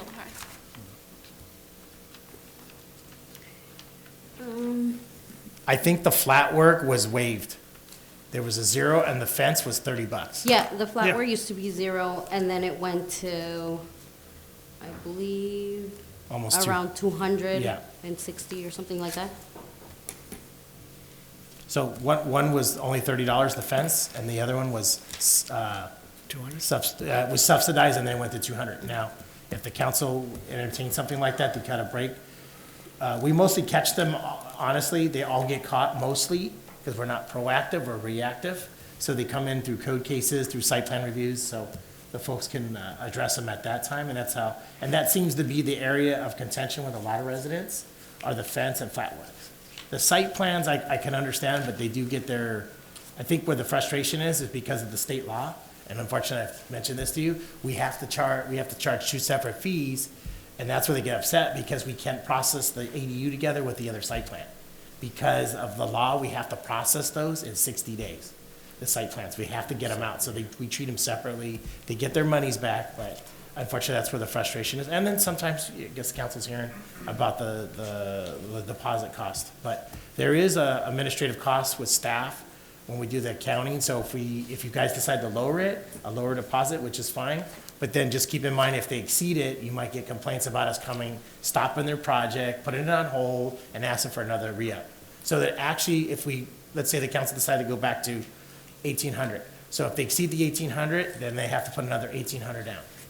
So right now, I don't think there's too many that we require extra deposits now with the fee where it's at, or when it was at 18, but when it was below, then, below that one would be, because on average, we're bringing these in around $1,600 on average, costing them.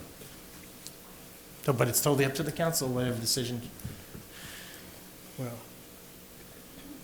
go ahead. I'll just say that I don't have a problem with the $2,500 permit and then us giving money back, but I agree that as far as the fences and the flat work, the fences especially, we have so many people that are putting up fences that don't meet code and everything else. I don't want to say that it doesn't cost anything, because I think then that will cause them not to come in and do the paperwork. But I believe that maybe we could take it to like a $50 cost on that. And as far as the flat work, something has to be paid. And again, it has to do with our weekend guys that like to come in and do construction when we're not around. But I do believe it can be dropped. Very good. So, Yeah, I guess for me, I'm wondering, because we're thinking implementing the permit is going to get more people to comply because they're going to come to the city, what do I need to do? But I think the reality of it is the people that are getting the permits are just the ones that are basically getting called out for code violations. So I don't know that the permit structure is actually, like implementing the permit, I don't know that it's generating compliance. It's just basically, I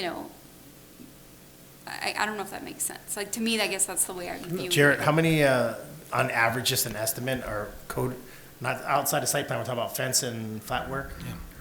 How many, are those code enforcement? What's the percentage? Most of them are, like 90% of them are code enforcement. And I just wanted to add one thing to one of the things you have said previously, Councilmember Suarez, regarding the catching the people when we get the flat work and fence. So we, as planners, we're not proactive. We go and they want a fence permit and we give them a fence permit. We only check each other like the fence and the flat work. So if they did put up a fence without a permit and when they got a flat work permit, then yes, we'll call it out, but that's it. We don't check anything else. Yeah, because I don't know, it's for me, it's a lot of people have this mentality of, we'll just do it, and then if I get called out, then I'll deal with the city later. And so it's, just a few people that they just prefer not to do it. But that you're gonna have those kinds of people. I just don't necessarily agree that, I think that if you're gonna go to the city to see what the requirements are, then you're gonna follow, make sure your fence is up to code. Otherwise, you're just gonna have the rest of whoever just doesn't wanna follow, and they'll deal with it when they deal with it. It's kind of the way I see it. So I don't necessarily agree with the permit actually helping to correct it, because once it goes to code, they're gonna have to correct it anyways. the permit for the fence and the flat work, or?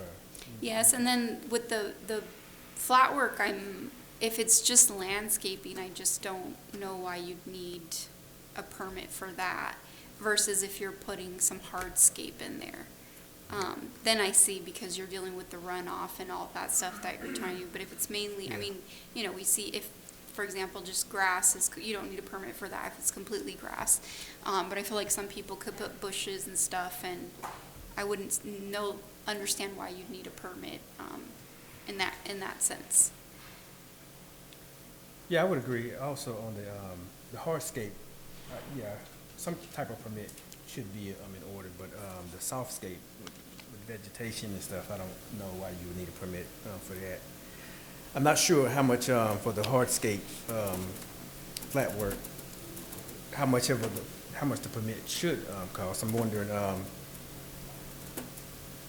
obviously, in compared to to other comparable cities, ours is $390. I don't know if it should be $390, but I think it should be something. I don't believe it should be free in terms of, because there is some costs associated in terms of the city. And then for as fence is concerned, I spoke with a gentleman who had a fence. He did a fence, and he was in awe as to how much it actually cost for him to do his fence. And actually, it wasn't even the whole fence; it was like a portion of the fence he had to do over. And he mentioned that the fees as related to like the city of Hawthorne was like triple the amount or something like that. The city of Hawthorne, so what have you.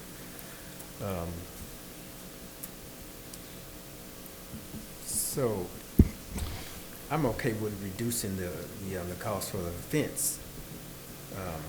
It's $420. I mean, what is $50 or $100 or what have you for the fence. Site plan, that should stay out. I agree with everyone. The site plan, that definitely should stay, because that's a different animal altogether. You definitely don't want to come back and ask them for more money after you deposit. After they put out the deposit, have to keep asking them for more money. That would be frustrating. So that could stay. As far as I'm concerned, the $2,500 for site plan. But if we can, I guess, massage these numbers for the fence permit and the flat work permit. Mr. Mayor and Council, how about, the rate is $149 an hour, so just a suggestion, maybe half of that, so 75 or 70 for the fence and flat work. So by the way, the flat work, we kind of do need that because it helps regulate, remember the 50% rule, you have to have 50% live landscaping, so they are interrelated. So, but if the council want to entertain potentially half the, I think we can get it in a half hour instead of a full hour to review them. Some of them are a little intense. Like, as you know, the council's aware of the very detailed, Councilman Suarez, I was mentioning we have a very detailed, I've never seen the fence ordinance. It's very detailed. And it has all these requirements and whatnot. So it does take staff a little time to work with the property owners. But if the council wants to entertain reducing it down to like a half hour, so $70 for each, or whatever you guys decide. That brings it down quite a bit. Yeah. Would you suggest on the flat work, the 75 would also pertain to if you're just doing hardscape? It'd be both. We look at both because they're both related. So if they change out their land, because sometimes residents like to try to do their hardscape in their landscape area to create a parking pad. So they're interrelated, the 50%. So we have to check the landscaping to make sure on the peripheral they're not putting hardscape in. Otherwise, they'll turn them into parking pads, and then we got a code matter. So we try to help them make sure they're interrelated. Yeah. Can I make a suggestion? When does the new county start to come out? April, you said? The new cost? Yeah, April, they sent us the CPI. They already sent us the last one. We didn't bring it forward. So it's April, and we'll have it by May and bring it to the council. So we'll have almost 2 years to catch up on that. So do you think maybe we can continue this till we find out the new numbers?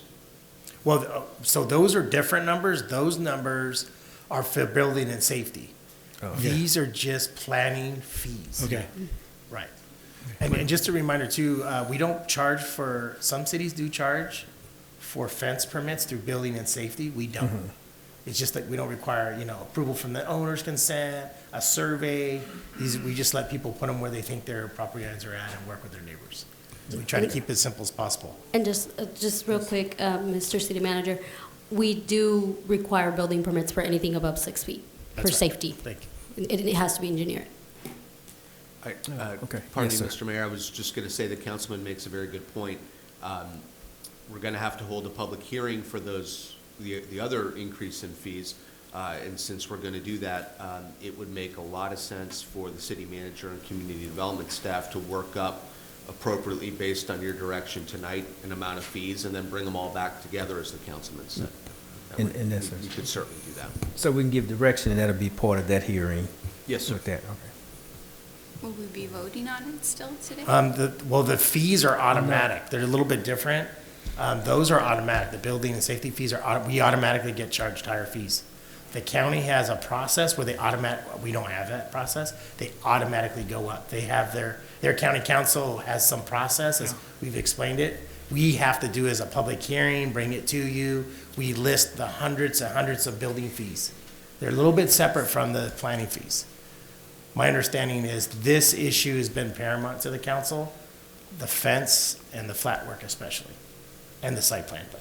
We've kind of- And so if the council member does want this to move more quickly, perfectly fine, we can schedule a public hearing in the more near future for that, if that's the will of the council.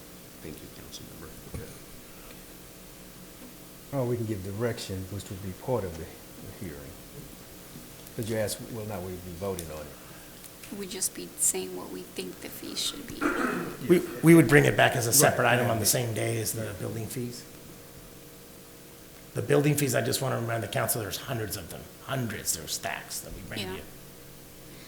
I guess, I don't know, for me, I've said kind of, I think we're kind of creating some of the work by requiring some of the permits. I don't know that I view that offense, that everything needs to be regulated by the city as long as you have what the codes are. There's those who are gonna follow it and those who aren't.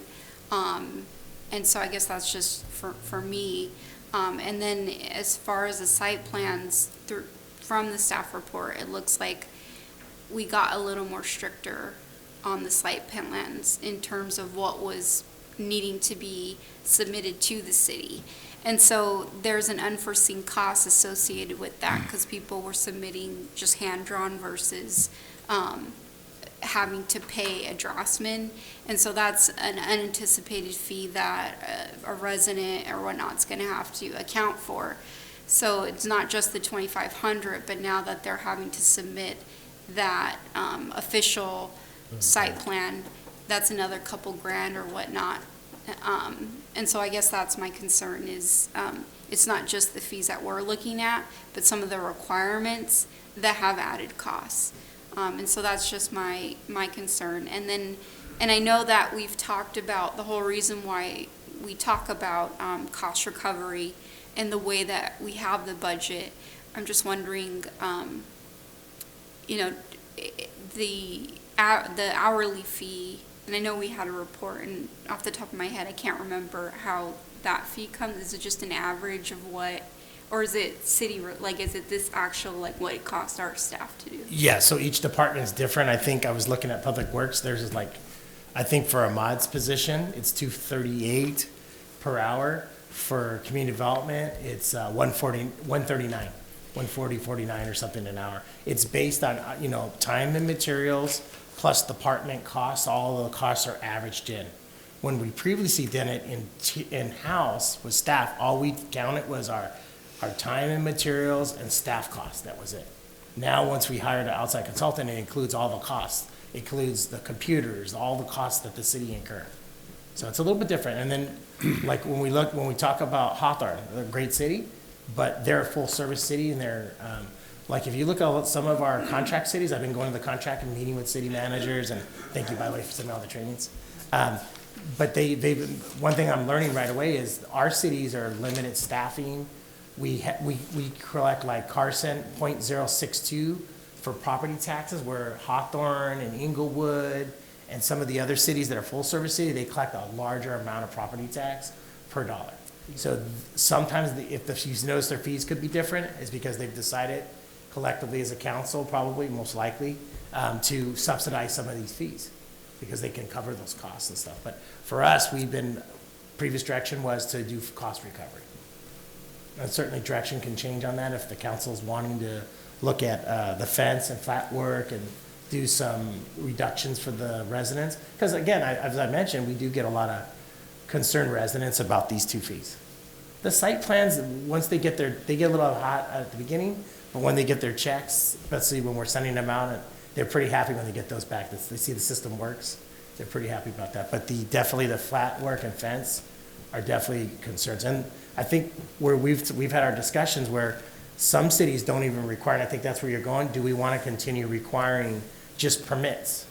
Do we need to continue? I think that's where Councilman Suarez is going. Do we want to continue? That's the big question philosophically, if the council wants to look at that. Because previously, we didn't have those permits. And then Jarrett's alluded to that years back, we did not have those permits. But of course, the council felt over the years and the community, Jarrett could take us back, previously when the city didn't require some of these things, we didn't have flat work and landscaping permits before a certain time. And I don't know if Jarrett mentioned the staff report, but in 2008, anyone that put in flat work before that time was grandfathered in. And so, but the city made a conscious effort in order to address it, they wanted to require flat work. The fence thing, based on the former director's notes, had been over the years, people putting in different designs. There was I think it started with chain link. I think that's the notes I saw from the mayor may remember, that's how it all started. People were putting in tall chain link fences. They were putting the things that go in between the slats, they call them. Yeah. And the council was looking for some uniformity on the fencing. And so that's when we started requiring some of the fence requirements as well. That's when you guys had said, okay, we gotta start. And it got more detailed, and you're right. It's gotten more comprehensive over the years, more so than before. And that includes the site plan. One other thing I want to mention about the site plan, the state changed the law. Greg will remember this about 2 years ago. They changed the law where we had to put in all these requirements, or we couldn't add any more requirements on site plans. So we even had to update ours based on state law. I forgot which Senate bill went through, but we had to update our site plan and require everything under the sun, or we couldn't ask for it again. Because the state has, again, been cracking, really looking at regulating from the state level and taking away local control, so we had to put in more requirements than normal. So you're right, it has, over the years, gotten more comprehensive on the site plans as well. And Mr. City Manager, can I add something to that? So for the site plans, if it's like a demo and we see that everything's like conforming to code, we allow the residents to still do hand-drawn plans as long as they're, to scale. So if they can draw them themselves and it's just like a demo, we will allow that. So it's like on a case-by-case basis. But what would be I guess in that case, because there's a specific situation that I'm aware of where they got called out for a violation, did the site plan, but only for one of the units, and it was a duplex, then had to go back and get another drawing for the other, and then all of the violations got cited. And they were thinking, oh, it might be possible to permit them. But then afterward, it was pretty much, no, you can't. I'm just wondering in that situation whether you could just give a definitive answer of, that's more than likely not going to be able to be permitted, just to save them resources and know that they can just go straight to the demo versus having to. Yeah, so invest management practices in my department, we do talk to them before when they submit. So if we do see like a patio, because it had happened in the past, like when I started here, where they would say, oh yeah, this may be permitted, and then they would go back and the inspector would say, no, you have to demo it and rebuild it. So in order for us to avoid all that trouble, we let them know, hey, you know what, most likely this patio is not going to be able to be permitted. You're going to have to be rebuild it. So we recommend demolition. So we do talk to them prior to submittal or when we're reviewing the project so that we avoid that type of trouble. One other thing too I want to bring to the council's attention you may want to consider is the residential property reports. If you wanted to give your staff direction on that as well, that is another area of serious contention where the residents complain about. So that's something to consider as well. That's where we get in the middle of the process. That we just recently saw examples where residents are coming in complaining they want to sell their house, and we flag their properties. Oh, yeah, so I'll talk about it next time. I'll bring it up as another item, but that's something we can talk about a future date. I guess one thing what happens is when you require to, and I'm not suggesting that we don't have a requirement for a site plan, because we certainly should. When people are not aware of the site plan, what the site plan review is exactly what it infers. It's an opportunity to review the entire site. And let's say if you have a illegal dwelling on your your property and you are proposing a project that requires a site plan, well, obviously, that illegal dwelling would be recognized in that site plan. What happens is,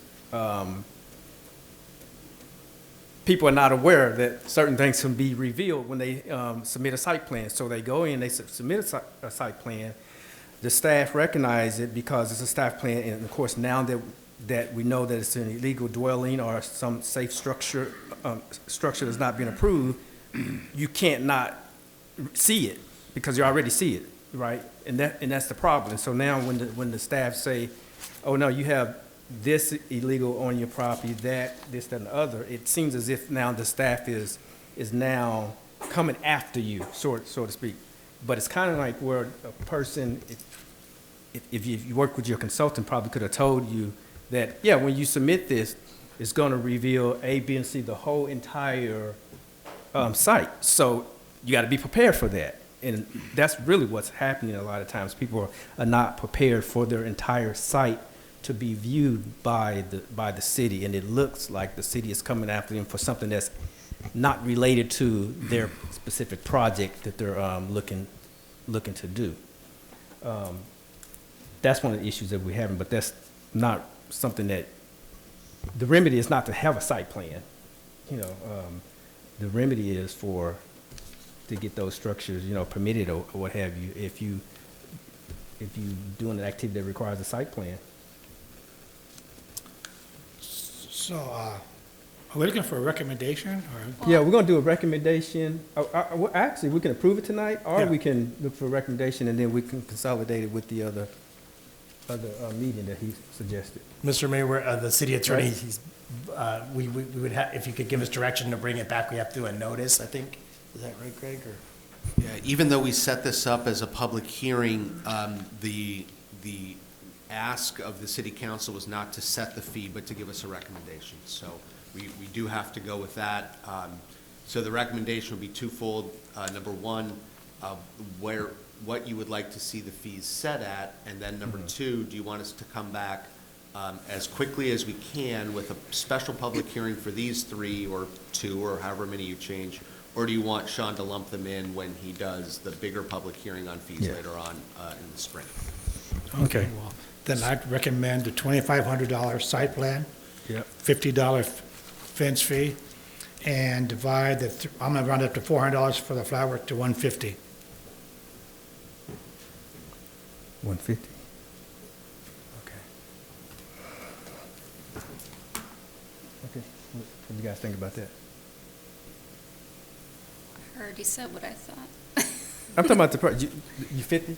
Oh, I understand No, what you think. I about just on think this there proposal, shouldn't yeah. be a permit for At 2 all, of them. At all, Yeah. right, yeah. I also agree that we shouldn't have a permit for fences. No permit for, okay, so permit for fences, you're Right. $50 for fence. Okay, 50. What about you, Ron? I'll second his, You like 50? yes. I like $50 for fence. 150. What about landscape? Landscaping, I mean, I don't agree also with the 150. I would say 75. Can you go 75? Nope. No. So, And I'll just reiterate that I don't think there needs to be a permit unless you're Right. putting some hardscape in. I agree as well on that. Permit for the hardscape, yeah. And you said we can't divide that? I mean, hardscape we'd from the have to go, landscape? well, the way you guys tied it in years back, the flat work was tied in the 50% landscaping rule. I mean, you guys, it was tied in, I guess people were turning their, Right. yeah, into flat work, and so you regulate it, so we bring them together. Generally, some people just come in for landscaping, it's, but usually how it works out is, as Ms. Suarez mentioned, we get caught for code, and it's usually for flat work in their landscape area. They create some kind of flat work or something they're not supposed to generally. I mean, Yeah. I want to see no fees, basically, or permits for most of the stuff, but Meaning fence, Let's do flat work. flat work and landscaping. Landscaping, Yeah. yeah. Because we're actually turning in our neighbors. That's what we're asking. So people are turning in neighbors. You're gonna catch them with violations anyways. And you don't want to see a $50 fee? I mean, I get the landscaping, not landscaping, The fence. yeah, no. The fence, he said 50. I get having a fee for the fence, and I'm okay with 50. No, I don't wanna see I know, you don't want, permit. you don't want to see a permit fee With a for fence. a fence or flat Or work the or flat work, landscaping, yeah. right. Not But even you. you just need a majority, right, to give them, I To mean, give them at the this direction, point, yeah. I mean, because. And it's the direction, we're not adopting it. No, So it'll be up for the next we can discussion. And then change our mind. with the site plan, there's a few on these that I guess I would need to know a little more. You know, like if you have termite damage and you have to replace the wood, you need a site plan for that. I'm like, what if you just, you know, I don't know, for me, I'm like, I guess it's extensive termite damage, but, you know, in that case, I'd be like, well, you know, the poor owner just has to, you know, put more wood on there anyways. I guess I don't understand some of these, why you would require a site plan. But, I do, the deposit, if they're getting the refund, I mean, it's a bit upfront, but it doesn't sound like it's too much of an issue. You know, so I guess as long as they're getting refunded, I guess that's fine, but I just don't know that all of these I agree with needing a site plan. And I've heard Yeah. some people say that they've tried to add some aesthetics to the outside and were asked for a site plan, but it sounds like there's some discretionary, decisions that can be made that you can kind of look at it and say, okay, you're not adding square footage. Yes, that's correct. So that would be up to the department head in the end. So if there's no like public safety or structural or anything and that may, you know, be health and safety, like threaten the health and safety, then we could probably make a decision to say, oh, look, if you were gonna restucco your house or you're gonna do the siding, we could give you a permit and you don't have to go through a site plan review. Or if you were going to do repair a portion of your house because of termite damage, but it doesn't have to do with structural, then we might be able to give them a permit. So it is, Okay. Oh, I we do see. have Okay. that discretion, yes. Okay, that makes more sense now, structural, because it could be foundation. Correct. Beams that you have to replace if it's a raised foundation. Okay, that makes sense. And then permits, mayor and council, are building permits, not the plan, the site Correct, plan yes. is the planning. So we can just push them through without doing the site plan on some cases. And they go right to building safety. Okay, I can live with the Ceiling site height. plan deposit, the other two, I don't think there should be Does that permit. include that awning? I mean, you need a site plan for awning? It would also depend on if it's like a small little awning that could be possibly removed and it doesn't affect like the residential guidelines or it structural, we might be able to just do a permit for that. But it would just depend on what it is.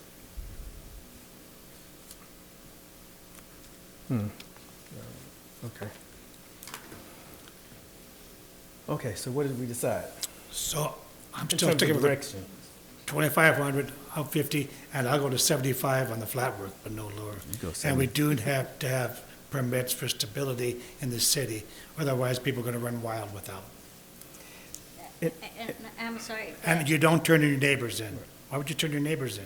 Well, that's what's happening right now because we're not going to ourselves and driving around and seeing the illegal work that's being done on the weekend. Unless someone calls it in, they don't find out.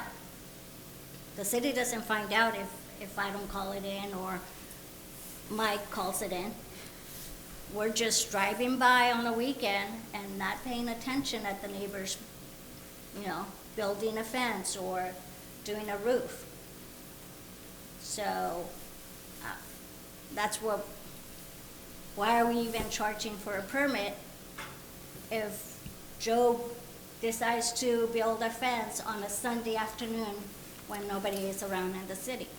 I do believe that 95% of the residents here play by the rules, and you're always going to have the 5% that don't.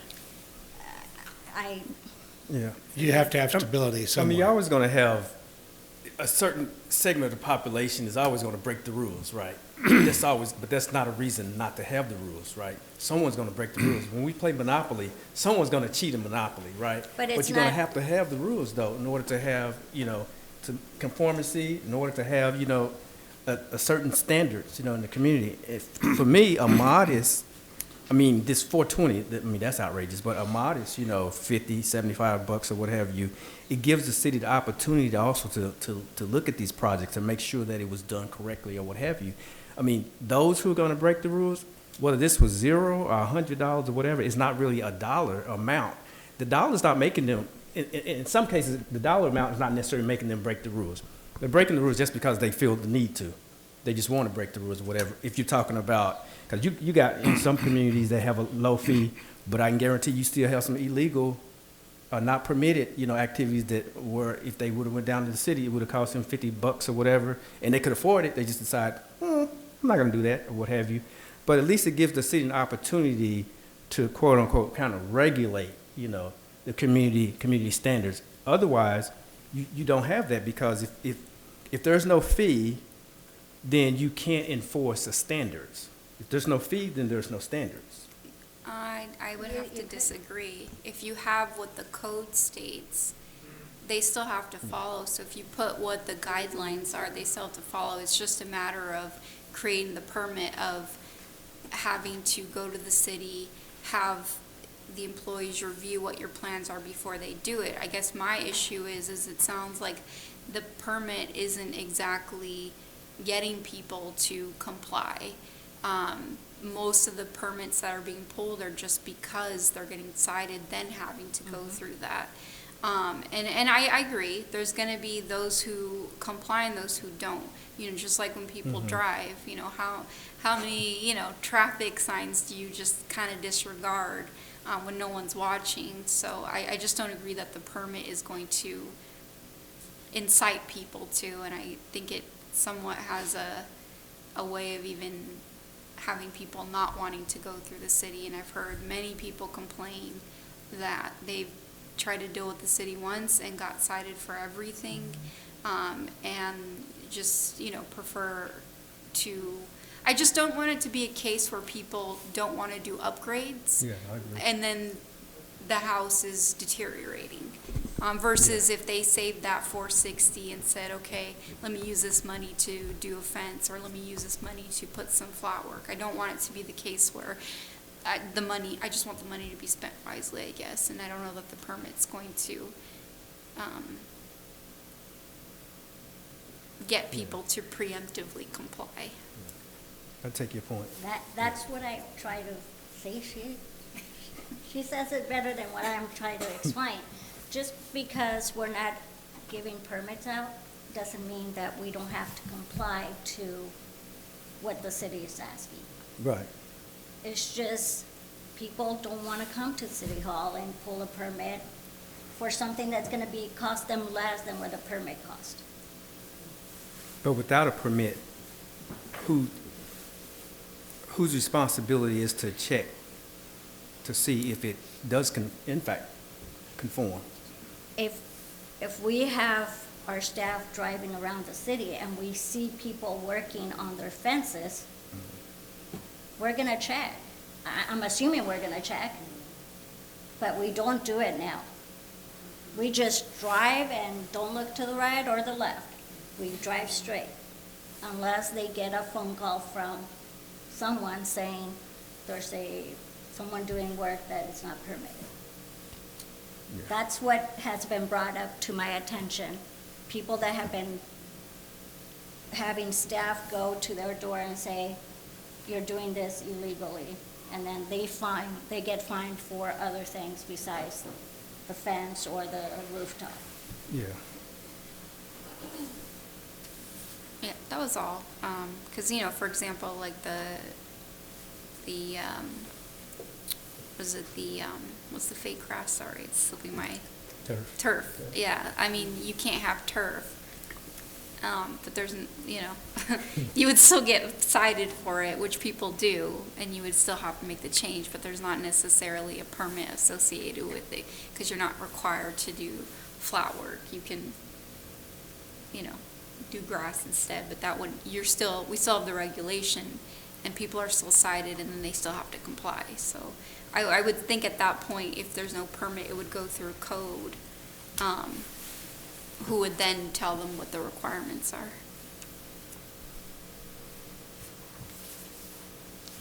Yeah. We haven't heard from you yet, Ray. I'm still standing at the same place that I was. All right,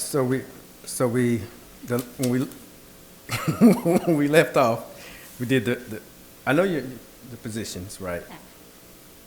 But you were proposing on the fence. 2,500, 50, and 75. 25, you said 25? 50 and 75. 2,500, 50, Yeah, not 2,500. and 75. Right. Right, it's 50, 75. That's cool. Right. Yeah. And I'm okay with that because I think it's a modest fee. It gives the city the opportunity to make sure that it complies with the regulations, that it was done correctly, it looks decent and nice and meets community standards.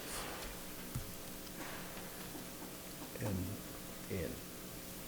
I'm good. So do we need a motion, a recommendation, or? Yeah, motion. Then I'll make a motion that we keep the site plan 2,500, the fence ordinance 50, and the landscape and hard and flat work at 75. I'll second it. Any discussion on the motion?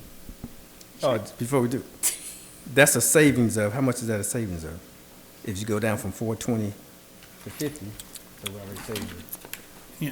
We'll give them up. 315 on one and almost 300 on the other. I think mayor and council, people will be pretty happy with that. It's almost similar back to the below 2018 standards, so at least for those two. All right. Okay. Would the council please vote?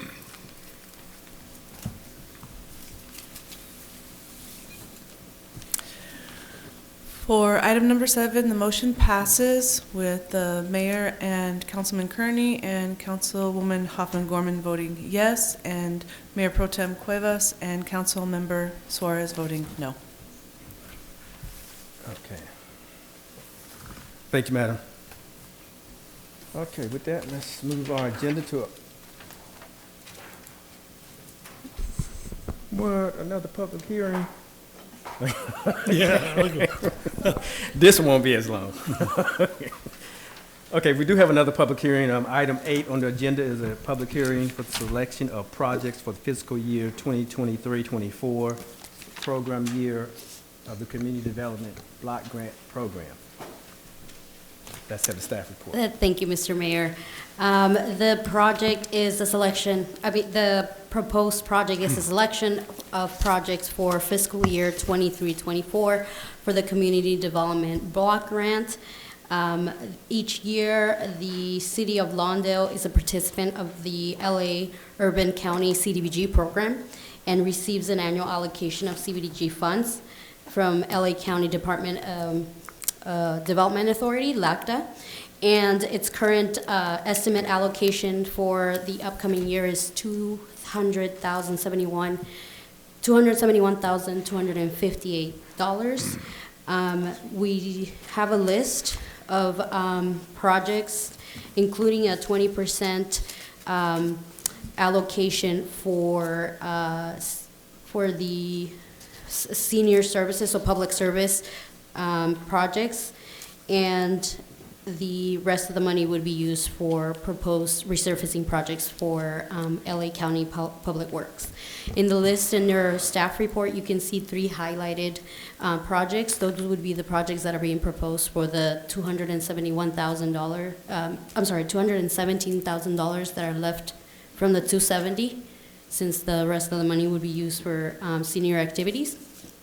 And these projects were brought to you last year, but because they have, they would require additional funds, LACTA actually allows for us to request the same projects for the following year in order for us to be able to use both the 2022-23 and the 2023-24 funds. So we are actually going to be amending last year's CBDG, and that's going to be done by our consultant. So that doesn't, that could be done through the LACTA portal. And we're requesting these three projects be for the 2023-24 funding. And then the rest of the projects on the list, they're projects that are also going to be proposed for the upcoming year by Public Works, just as they're going to be a part of other funding as well as CBDG, so SB1, Prop C, and Measure M, as well as the general fund. But previously to last year, we're adding it to this allocation list because it had to be done that way. It's just, for some reason, there had been some miscommunication previously, so we're now adding all of the projects so that in order for us to be able to do any changes with CDBG through LACTA, we need your approval. So we're adding all of the projects that, even though they're not going to be using CBDG funds. So they have to be put together and presented to the council for your approval. And then staff recommends that you conduct a public hearing and you adopt the 23-24 CDBG budget program, and then adopt resolution 2302-003 approving the city's participation in the 2023-2024 CDBG program. And that concludes staff report. Okay, thank you for that staff report. Are there any technical questions? Mr. Mayor and Council, I can add, when you commingle funds like Measure M under the HUD requirements and LACTA, when you do that, you have to meet labor compliance requirements. So therefore, we have to list all of those from other funds that are mixed in with the CBG, Community Development Block Grant, just for clarification. Okay.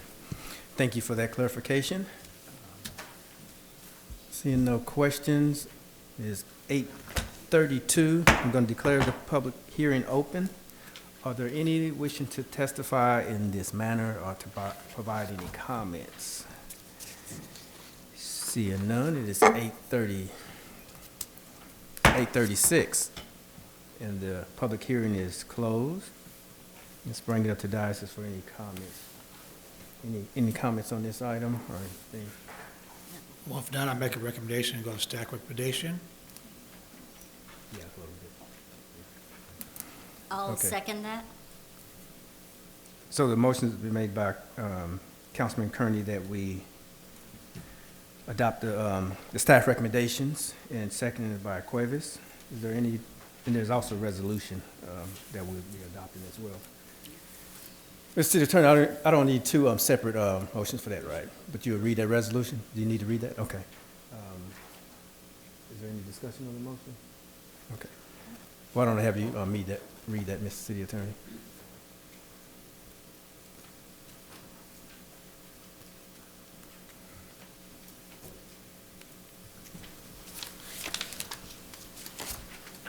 Thank you, sir. The resolution to be adopted is a resolution number CC 2302-003, a resolution of the City Council of the City of Lawndale, California, approving the city's Community Development Block Grant Program for fiscal year 2023-2024. Thank you, sir.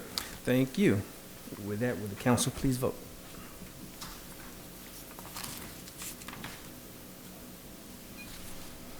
For item number 8, the motion passes unanimously. Thank you. Okay, item 9 under administrations, award of construction contract award. Yes, sir. Good evening, Mr. Mayor, members of the City Council. I'm Ahmad Ansari, the Interim Public Works Director and City Engineer. Thanks for the opportunity to present this item. I'll make it short and sweet. This is regarding award of a construction contract to ERC Roofing and Waterproofing Incorporated, and authorize the city manager to purchase roofing materials for the City Hall and Public Works Department's roof replacement project. It's not unknown to everybody that this building has had leaks, this recent year and, previous years since 2017. The two buildings in Public Works Department are not in any better shape. So with that, Public Works staff kicked it into high gear. We issued a request for a bid proposal last year in October. There were some, we were hoping to receive the bids before the end of the year, but there were some hazmat, asbestos testing required, which kind of delayed the bid due date to January. Anyway, long story short, we received the bids on January 18. They were from 3 reputable companies, and the bids are tabulated in your staff report. For the public works roofs, we had an option of a 10-year roof, which kind of restores, remediates, versus total replacement. But for the City Hall, it was all replacement, the 30-year. So after reviewing the bids and the scope, the 30-year replacement serves the city, of course, best, because everything is going to be new. Any damage to the deck, all that is going to be taken care of. So the $411,400 that it's provided by ERC is comprised of $261,800 for City Hall roof and $149,600 for Public Works roof. So the bad news is that the current budget for both of these facilities, or all 3 buildings, is only $200,000. The good news is that there is funding available from ARPA, which qualifies for this project. So the fiscal impact and the breakdown of the cost are included in your staff report. I can explain more if you wish me. Staff recommends that the City Council awards a construction contract for $411,400 to ERC company for both or all 3 buildings. Authorize the city manager to purchase the required roofing material at a budget of $281,000.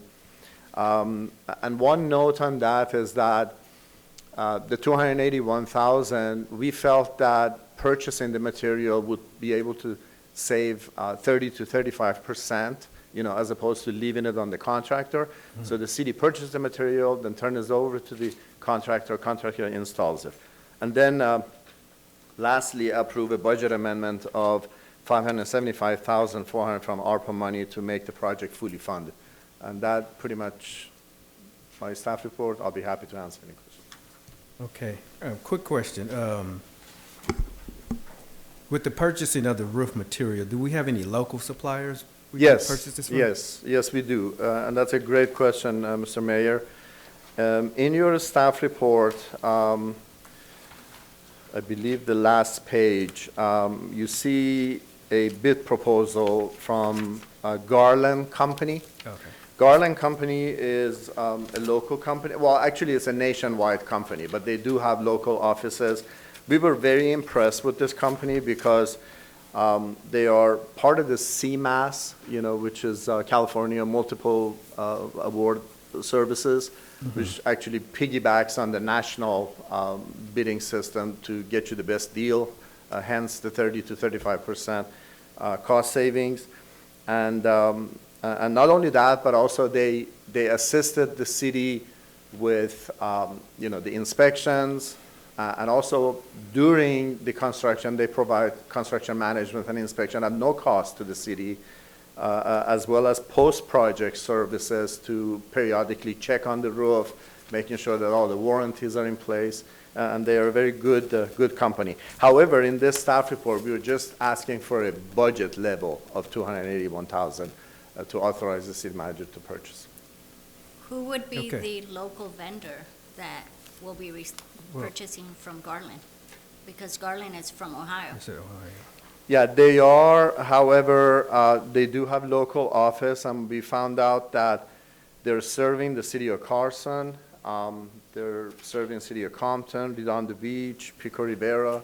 A lot of not just the cities, but also school districts are using this company to be able to, save money because they are part of the CMAS as well as the piggybacking on the national.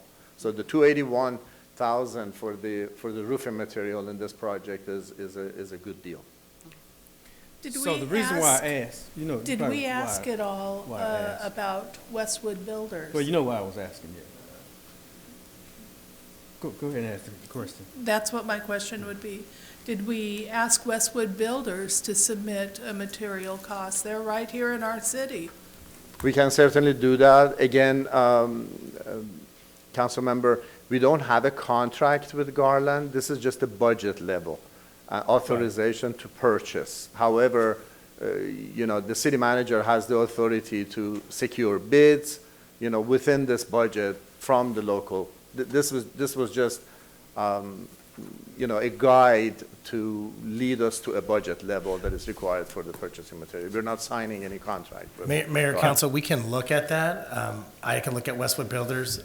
I don't know if they're a roofing Yeah, we supply don't house. know.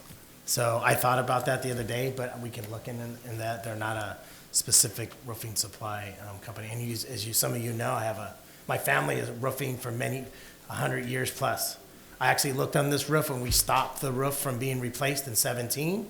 Mr. Mandoki had me go up on the roof, and I actually went up there and looked up there, and that we kept that roof alive for another, 5-6 more years to keep us going. So I scrutinized this bid. One thing I was wanting to ask Ahmad was, is this going to be another hot roof with tar? Because I didn't see.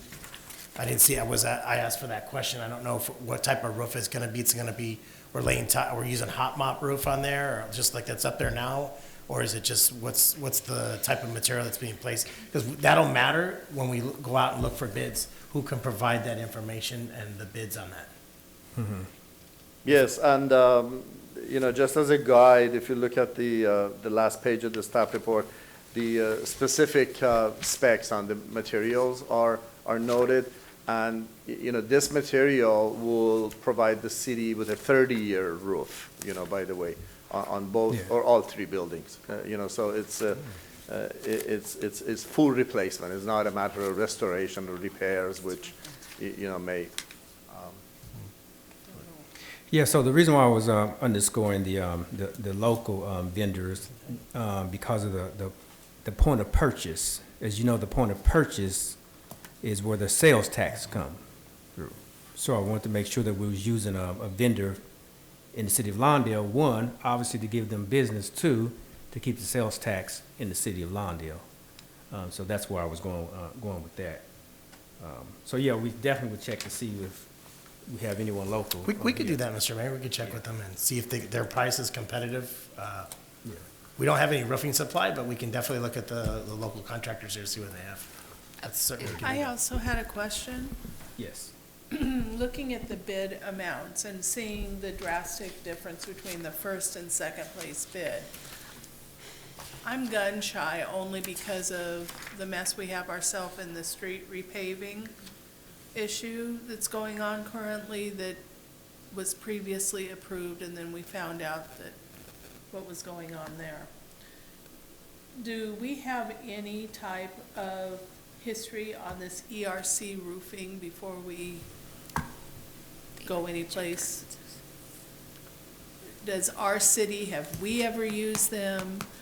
Do we know of any cities local that we can get a reference on that type of work? I'm just gun shy.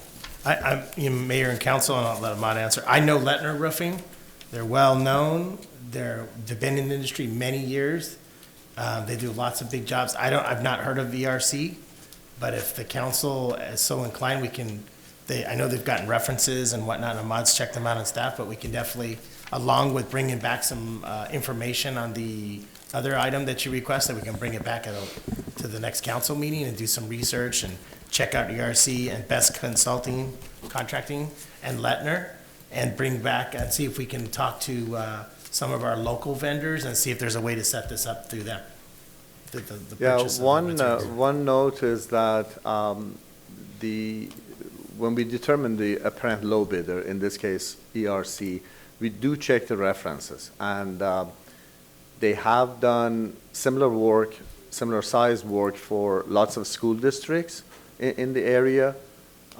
Granted, their price is quite a bit lower than the other two bidders, and in the engineering and construction world, there's always a red flag. What are they looking for? They have left so much on the table. However, when we check their references, particularly with the school districts as well as the Garland company, who is has good familiarity of the ERC, they have been responsive and responsible. And of course, strong construction management and strong inspection, making sure that they follow the specs and the work that they're required to do. It eliminates any potential change order. So that was the part of process, to determine that they're responsible and responsive. Thank you for that answer, but I still wish that in order to move forward with it, I would like to see what other cities, this whole thing with the street repaving that we went through has changed my idea on some of this. So what's the timing on this? I mean, Mr. Mayor, we can bring it back at we could do the research, reach out to some of our local vendors, and then look into this a little bit more closely and bring it back for reconsideration. I mean, we still have time. I mean, we have the tarps up there. They're holding. I mean, when it rains. It looks good. It's blue. It's holding. It's pretty blue. I'll just let the council know, I'm not an expert, but the reason it only leaks at those high vented areas, because the water shoots down and puddles up on those bottom vent areas, that's where we have all the leaks, nowhere else. I do have to just add that, given that it's a public works contract, you don't have the ability to bypass the low bidder and just go to the second. You would have to cancel the procurement completely and then put it out to bid again, hoping to get a new field of bidders. I understand what you're saying. It raises a red flag. The interim or acting public works director and city engineer, if in their review they felt that red flag justified this contractor being deemed not responsible, then they wouldn't put them in front of you. Once they've gone through their professional analysis and the contractor's in front of you, then the options for the council are either award to the low bidder or, as they say, terminate the procurement and ask the city to issue a new invitation for bids. So I don't want to get your hopes up on being able to pick between contractors the way we would in a request for proposal type situation. Okay, very good. Thank you for that. I've been looking at their website. They've done some military bases and schools, elementary and high schools. They show you photos of which roofs they've done. Do they show any city halls or city buildings? Nothing, no city buildings, it's only military and schools. Right.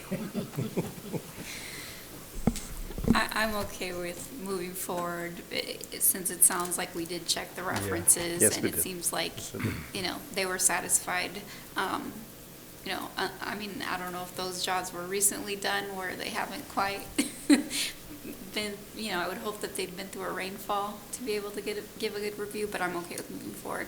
And then just wanted to add that I believe part of our purchasing policies, we are supposed to be looking for Lawndale businesses if they can, should be checking with Lawndale businesses if there's a service they could provide or something, as long as the price tag is reasonable. Yeah, I did think about that before I signed off on the staff report. I don't think Westwood provides roofing supply. We have only one that's in Gardena. Yeah, but we can still ask. I mean, we're not changing out the bid. We'd be looking at the materials because the city's buying the materials, so we can look at alternatives, finding someone local. Maybe they can source it cheaper. One of our locals. Yeah. Right, and for the material, it's just a budget allocation. So that would be violating You're not our signing any RFP contract process. with anybody. Okay. What's the council wanting us to bring this back and do some more research? Well, I'm okay with moving forward, because it seems like we've done our due diligence as much as we can. I'm okay as well. Is that a motion, Bernadette? So, I'll make the motion. all right, so there's actually three. They're looking for us to do All three three. things. I'll second if nobody wants to second it. Okay, so the motion is to award the contract, construction contract, to ERC Roofing and Waterproofing. Authorize the city manager to purchase the required roofing material for City Hall and the Public Works Department at the above price, $281,000, and to approve the budget amendment in the amount of $575,400 from the ARPA funds. That's your motion? Motion is made by Mr. Pat Kearney and No, seconded. No, motion. Oh, you didn't say, okay. Motion is made by Suarez and seconded by Pat Kearney. Is there any discussion on the motion? Would the council please vote?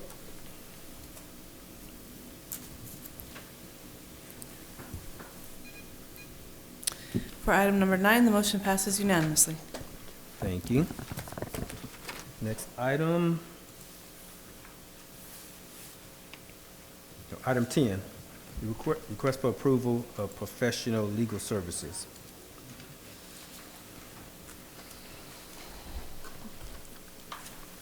Yes, ma'am.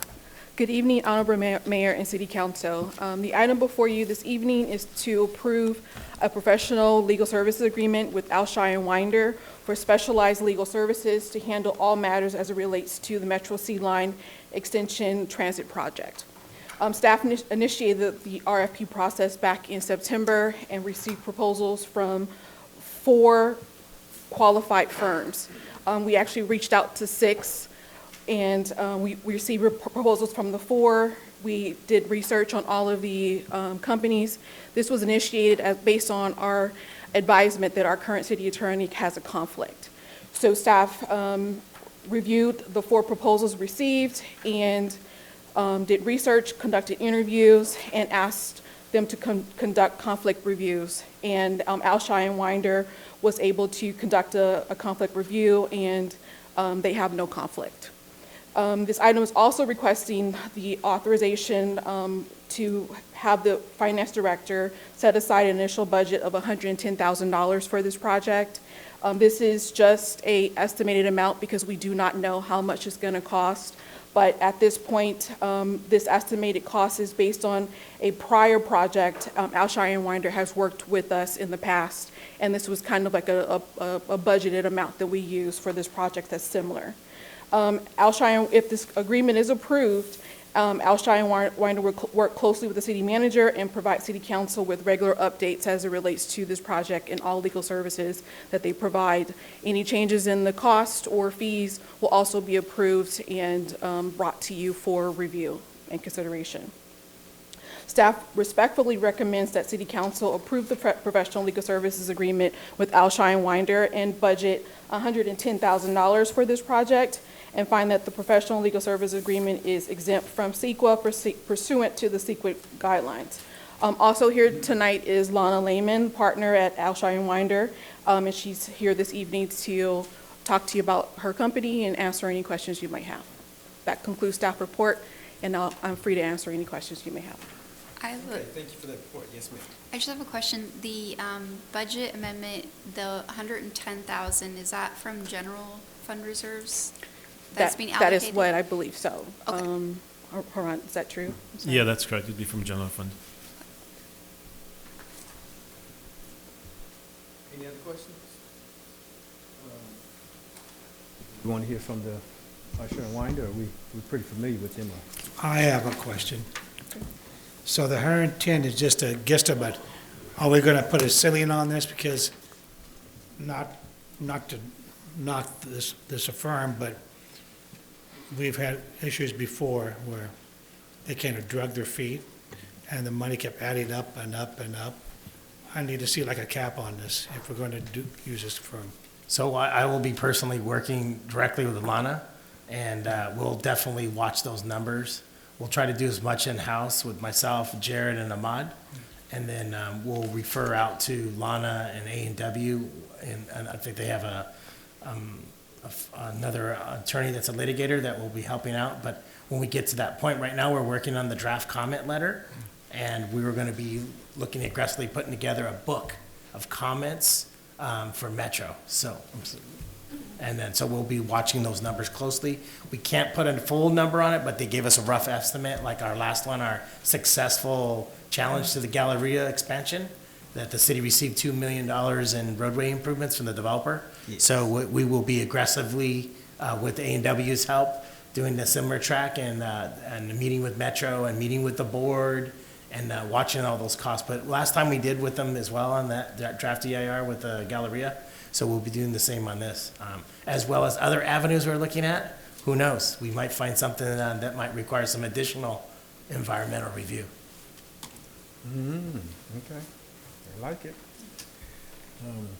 I guess I kind of had a general question of whether or not, because this was going to have to be reviewed anyways, whether it was our city attorney or another city attorney. So were we going to have to budget this regardless? I guess I'm looking at this as not just specific to this firm, but we were going to have to budget for this extra cost anyways, I guess the way I've seen it. I mean, we contract with, Burke, but we'd have to set some side of most likely some cost for litigation. There is going to be, if the council decides, depending on where we go, we're definitely going to have to be looking at setting some side of costs here on top of our city attorney, whether it would be with their firm or with A&W. If the council decides to go forward, we would still have to set aside funding because, as you all know, litigation is very expensive. But this issue is so important to the city, and taking this step and moving forward and getting an outside firm is actually in our advantage now because we have an outside eyes looking at it. And I've worked with Lana on, I think, probably like 3 or 4.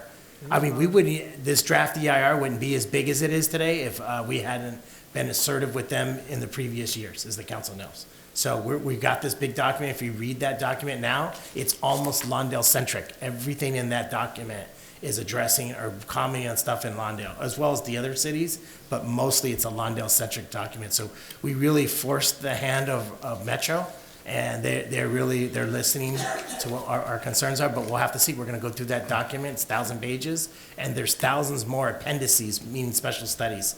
So we'll be going through that, and this is important. So whatever those costs, we'll try to line them in under this umbrella. But I just want to be clear to the council, there'll be also, if you decide, there'll also be potential litigation costs separate from this. Yeah. Yeah, it may cost us something, Yeah, really quick. What's the time frame for that we have for this? So we have 60 days. They released the draft EIR at the end of the 26th, so the January 26th, and we have until March, 60 days from that day period. They extended it. It's generally 45 days, but Metro was generous and they gave 60 days. What's our time frame? When do you think we're going to complete our project or our study? Yeah, what we want to do is you don't want to submit it too early. Let me tell the council why. And I don't want to reveal too much out here, but you don't want them to be ready to respond to the final draft. It's called the final EIR. Yeah, That's where we respond to comments. Yeah. Even if we go to these meetings, and I want the public to be aware, when I get up there, I'm not going to say, hey, A, B, C, and D, because then Metro's using those meetings to write down what we say. They're scoping meetings.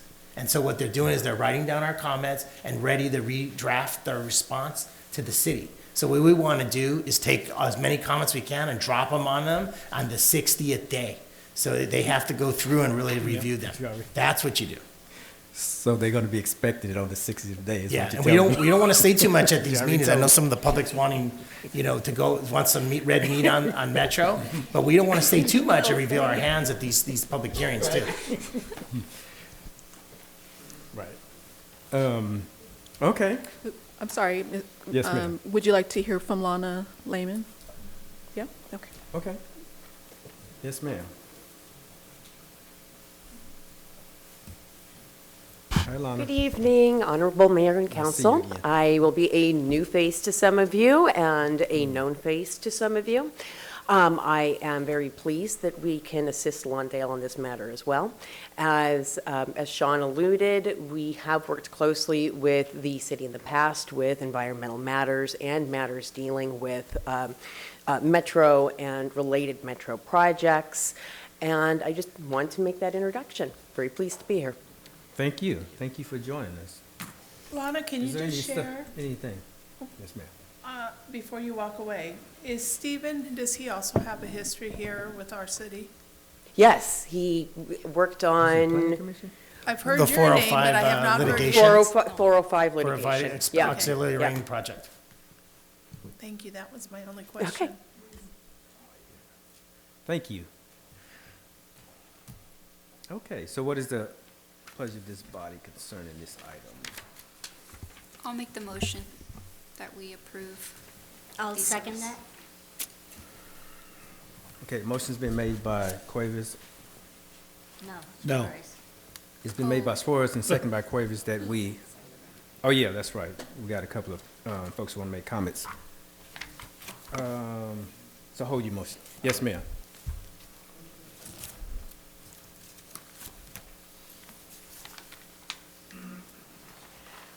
Good evening, Mr. Mayor and Council. My name is Holly Osborne. I live right next to the Metro, within walking distance, which I have walked, and several times, and so I can spot errors very easily. And I was last here on December 19th, and I made some remarks about the latest Metro diagrams. They were from the August town halls or presentations that they made, and I pointed out back then that the part of your row, which is 75 feet wide, they had plans that required 81 feet to implement. And so I stood up here and I said that 81 is greater than 75, it doesn't fit. And so they had two diagrams in those August presentations. One was for if you had the at-grade option, that's on this page here. Let me make sure I'm following you, Ms. Osborne. This is going to be germane to whether or not we should enter into a legal Well, it's germane because representation. Mr. Moore told me to wait till item 10. Okay, I just want to make sure that it's permissible, city attorney. It's just general comments about. It's just, yeah, general it's comments. about the DEIR, you know. I understand, but. Okay, it's you about- want another outside eye. I just heard you say you liked outside eyes, so I'm an outside eye, okay? Coming straight out of Redondo Beach, we appreciate you. Okay. All right, but anyway, there's the outgrade, both of them said they needed 81 feet. Yep. And the one I think I was curious about was what the maintenance access is for. It was 14 feet in one case and 10 in another. And I never knew exactly what it was sure, but I thought it was because you had pipes underneath and you had, you know, the pipelines you had to get access to. If that's not correct, then you can correct me. But anyway, that's 81 feet. So when that new draft EIR came out, I raced through all 1,000 pages to see how they corrected this, okay? And what did they do? First of all, they only corrected one figure, or they just chopped off part of the maintenance access to 8 feet, because they're 6 feet over, so they said, now we only need 8 feet. And I thought, well, did the pipes disappear, or what happened? And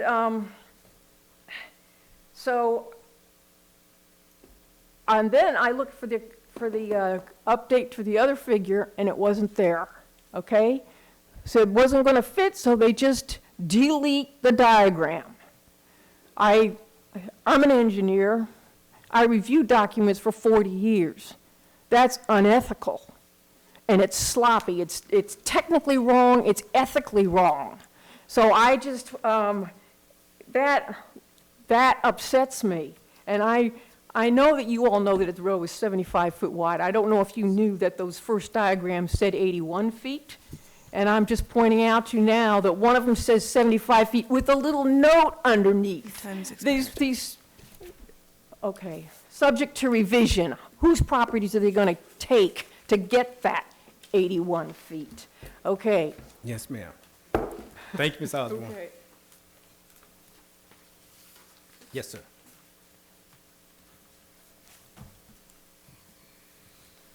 I'm Ray Holler of Southwest Lawndale, 36 years. I spoke to you earlier.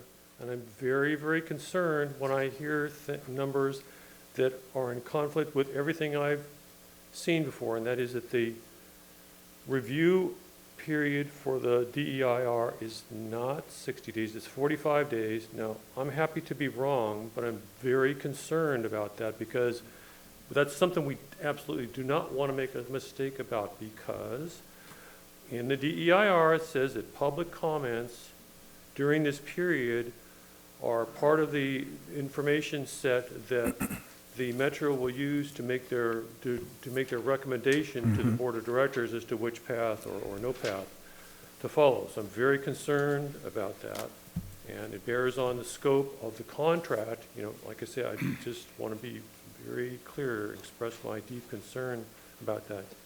Secondly, I'd like to say that I've learned a lot, a tremendous amount about this Metro subject because of help from Dr. Holly Osborne and other residents along the row from Redondo Beach. So I'd like to just say that they've been extraordinarily welcoming to me and other Lawndale residents, and she's been here at least twice to help us, the city of Lawndale, with this matter. So I hope that you will continue to welcome her, and thank you for your attention, and thank you for your service to our community. Thank you. City Manager, can you have any information from Metro? Yeah, well, the information we have, we can verify it though, Mr. Mayor, but they have it's January 26th through March 27, 2023, so 60 days. Okay, and that's what they published? Yes, and that's the information we received. I mean, they've told us verbally, and they've mentioned it. It's generally 45 days, some agencies. I think it's because it's all of the outreach meetings they have to complete, so they extended it out. Okay, very good. Thank you. Thank you for those comments. Do I need to remake my motion? Do we have it in writing?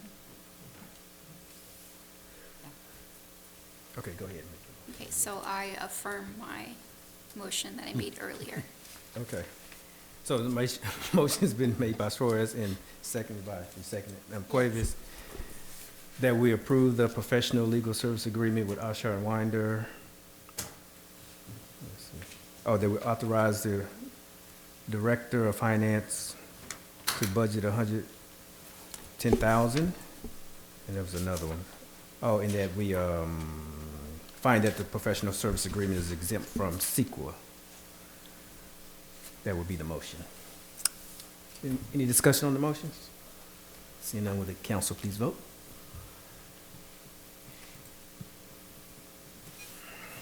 For item number 10, the motion passes unanimously. Thank you. Okay, we're almost there. Let's see what else we have. That's 10. Item 11, fireworks update. Hi, good evening, Mayor and council members. So this is the update for the 2023 fireworks. Just a little brief background. There were 6 organizations this year that sold fireworks on July 4th, and to kind of have some more background on it, last year it was the same 6, and all 6 were not in compliance. However, I think the city council at that time allowed them to continue, gave them another opportunity for 1 more year to continue selling fireworks. And at that time in May, I believe it was, I just started, but we sat down with each of the organizations and went through their financials and showed them what we require and what we're looking for as part of the audit, and we gave them the information. And, you know, we had a discussion back and forth. They each came in one by one, and we discussed with them. Myself and my staff were in those meetings. And to kind of go over this, there were a total of 6, again, that I said earlier. We found, per the audits that we performed, that 4 of them did not meet the 25% spending on youth-related activities within the city. 1 turned in their paperwork late, and only 1 organization actually met all the requirements and therefore qualifies. So our recommendation is to bar the 4 that did not meet the 25% spending on youth activities within the city, and that would be effective for 5 years, and also to bar the other agency that filed late, and per the Lawndale code, that would be for 1 year. And that concludes my report. So that's the staff recommendation, or council can, as always, take other action as deemed appropriate. Okay, thank you for that report.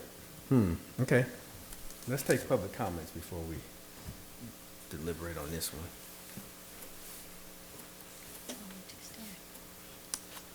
Good evening. This is the second consecutive year the city manager directed the finance manager to complete a detailed audit of the expenditures from fireworks sales of all 6 nonprofits. It is encouraging that city staff is doing their job to monitor this program, and tonight the city council will demonstrate whether laws they enact have meaning. Tonight's staff report indicates that last year was the first time an audit had been conducted. However, for many years, I've requested this information and come here to inform the mayor and city council of the misuse of these funds. The council cannot claim ignorance because they dismissed these failures and never demanded oversight of this program. It should be no surprise that for many years, the funds from fireworks sales have not benefited the youth in the community, which is the only reason the program should exist at all. Without enforcement tonight of the proper disbursement of these funds, there was no compliance and accountability. A lack of consequences last year resulted in the same failures in defiance of the law this year. The results of the most recent audit are similar to last year's failed audits. When presented with results of last year's audit, the council waived the law, claiming that it was not the organization's fault they had not been audited before. However, what was made clear was that if the audits were failed the next time, the legal remedies would be enforced and applied. One council member stated at the March 21st, 2022 meeting, quote, "Next year, if they repeat, then we say you're not eligible for 5 years if they do it again," end of quote. If a resident receives an administrative citation for fireworks violation, claims it was a first offense, and they didn't know it was illegal, will the council waive the $25 fine in similar fashion to what the sellers have been granted? We look to this body to equally enforce the laws that they themselves enact and which each organization is fully aware of during the application and audit process. The Finance Department has done their job as required by law. They made the appropriate decisions as established and enacted into law by the City Council to regulate the issuance of permits to qualified organizations. The Council needs to enforce requirements and not make a precedent of dismantling laws without accountability to the voters. There cannot be one level of enforcement for nonprofits selling fireworks and another level for tax-paying voters. The failed disbursement of the funds should be an indicator that these organizations are not benefiting the community as required. It proves that Lawndale is capable of surviving without the sale of fireworks, and these nonprofits need more modern methods of funding. Thank you. Thank you for those comments. Anyone else wishing? This is your opportunity if you want to weigh in on this issue. Good evening, Mr. Mayor. Good evening. Council member. Thank you for the opportunity. On the fireworks, the requirement is on the financial report on Part B to be submitted at about December 2nd, 2022. Like that's what we're referring to. Ours was submitted 11/28/22. We received a letter Friday stating denial of fireworks. Never had any clue as to what the reason why we were denied the process to continue to get another permit for 2023. So we are based on a fiscal year, Lawndale Little League. The requirement that I found out today when I came down and talked to the finance department as to how it was set up as far as giving the expenses. It was set up on a calendar year. So we had somewhat more of expenses that we provided than rather than having it on a calendar year. So we were still in meeting the requirements of 25%. Lawndale Little League spends 100% or more of the money for their kids and also on the park. We just finished putting up awning, shade awning at the park. We're in the process now of putting up lights. We purchased the lights to put up for the safety of our kids at the park when they practice at night. And we don't understand, if there's a discrepancy, and especially on an audit, do we not get the opportunity to respond to the discrepancy and to be forewarned and to tell us that, hey, something is amiss here? How do you explain? So something should have been done beforehand before you're going to send us a letter and tell us, hey, you guys are disqualified. So it would really behoove us, to communicate better and to be more transparent. Hey, we're sitting out here and saying, hey, we're good to go, when actually there's a discrepancy, we need to have it to fix it. So, talking with finance, we found some discrepancies. It wasn't oversight. But if we had discussed it and had come in and be able to respond to it, we would have fixed that problem right then and there. They should give us some opportunity, not just us, but all the other suppliers, all the other ones that want to permit, to give the opportunity to discuss any of the issues. Okay. So this should, I think. Go ahead and wrap it up for me. Okay, appreciate it. Thank you. Thank you. Anybody else? Yes, sir.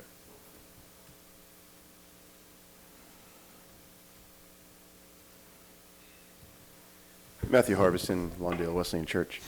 One of the things that I noticed with Little League is, again, they're a spring sport. Their finances are really towards the end after the reporting period that we're looking at. And I'm wondering if since you're basically saying that we have to get it in by December because you need the time December to read everything. And I'm fully supportive of that.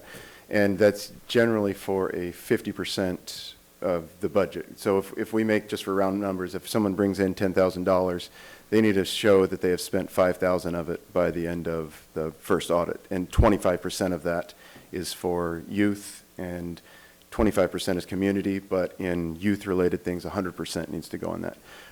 Just, I guess, a follow-up question on that would be, specifically for groups like Little League or other groups that are end of the year, if they had some sort of 100% waiver, I don't want a waiver, excuse me, if they had an opportunity for a fiscal review, not of the 50% due in November, but the 100% due, if you follow up with them, so to say, to make sure that the money that, have they been spending it or have they been spending it inappropriately? Those are, I guess, the bigger questions. And if they haven't been able to put the money down, is there an opportunity to show that, yes, the money has gone to the Lawndale kids, they just didn't get to spend it in the time frame that we were given in order to report? And so that's my fear on some of the disqualifications of some of the groups, that they do spend the money. Now, I don't know this to be carte blanche for everyone. My fear is with that time frame, some of the groups that are spending the money, especially the ones on the parks and on the kids, are missing out to sell again because they can't spend the money soon enough, especially when you have uniforms and you don't know what the size of the kids are until after they join, which is in the spring. So those are just some notes as far as an awareness of when people spend the money, and perhaps there can be, I'm not looking for changes in the law, perhaps there's ways that you can work with the organizations on when and where they spend it. And even if you don't want the 50% in November, show the whole full 100%, itemize every dime by whatever, call for that. And so that's just my recommendation, just to make sure not that groups are being taken away, but the groups that are actually spending the money the right way are not losing that option because they don't have the time frame to spend it in. Thank you. Thank you for those comments, all the speakers. Just so that I can understand it, is it a matter of... Excuse me, Mayor, I'm sorry to interrupt. We did get a letter earlier that was sent to the City Council from the Forest Square Church, and they just had questions on the municipal code regarding spending funds by the end of the year. And it was submitted by Reverend Adriana Kosaki. Thank you. Okay, thank you. So my question is, just so that I'm clear, is this a matter of the organizations not spending down the money in a timely manner? It's just what was just described? Mr. Mayor, That's what it Haran sounds will like. explain in detail, go over detail of every the issues that we discussed. Yeah, so in regards to the Little League, there are issues where a lot of the numbers didn't really make sense to where we couldn't follow what they provided, so it was really difficult to do the audit on them. And also, I don't know, as far as timing, I'm not sure when they spent, but it looks like that they spent throughout the year, some of it maybe even before the sales, and some even maybe continuing now. So the issue was that they reported sales of 29,000 with a net revenue after expenses of 9,800, and then they showed that they expended 32,000. So the numbers really didn't make sense that they spent so much more than what they brought in, and so it was a little difficult to really follow what they did. And looking at the descriptions of what's sent in, really difficult to tell if they are for youth-related services, and especially having gone through the meetings that we had with them, we told them provide as much detail as possible. We need to know what each of these expenditures are. Some of them just say, Dick's or sporting goods, I'm assuming, or some just say food, stuff like that. So we couldn't really determine if they do qualify or they don't. And I feel based on what was provided, it'd take a really long time to kind of dig through it and figure it out. When I think really, they should have been able to provide that. Had they, I don't know if, if they had the record straight, then I think they would have been able to provide really what they should have been providing. Because they showed net revenue of 9,800. So per, the 50% would be about 4,500 or so, close to 5,000 of expenses, and about 2,500 should have gone to youth. They provided way more than that, but we just can't really tell where it's going. And Now, did that's they the have a main issue. chance to explain it, or? I believe Josh had spoken with them. I'm not sure how much detail they went back and forth on it. And, when it just got to a point where we weren't able to kind of figure it out. Can I ask for a point of clarification? So you weren't able to confirm that any of those charges were spent on youth-related activities? Because, the Lawndale Little League exists to serve the youth. Yeah, so I'm assuming they are, and that's the problem, is I don't want to make these assumptions, and without having those details of really what it was for, I couldn't make those determinations. I kind of have a feeling of if, and this is just me, if an organization, their sole purpose is to,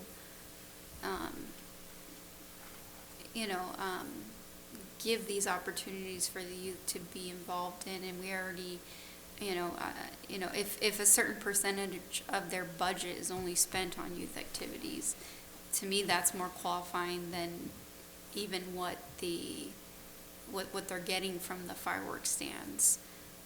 So I'm wondering, and then my other question would be is, around what time do they get at what point do they get a check from the fireworks stands? And then through November 30th, so how long do they have to spend the money? Yeah, so the timing is very short. So the sale happens 4th of July. I'm assuming they get the money right away. I'm not too sure when they actually receive the money, but, and then these reports are due to us by end of November. So the window to spend the money is short. And so I kind of do understand that point of it, especially if it's not their season or whatever, but that is what's in the Lawndale Code. And that's kind of what I followed. I followed what the Lawndale Code said, so I didn't want to deviate from that. No, I understand the code. I'm just wondering if there's an organization that majority of it is the intent of servicing the youth. And maybe even their budget is, 80% allocated towards, youth activities.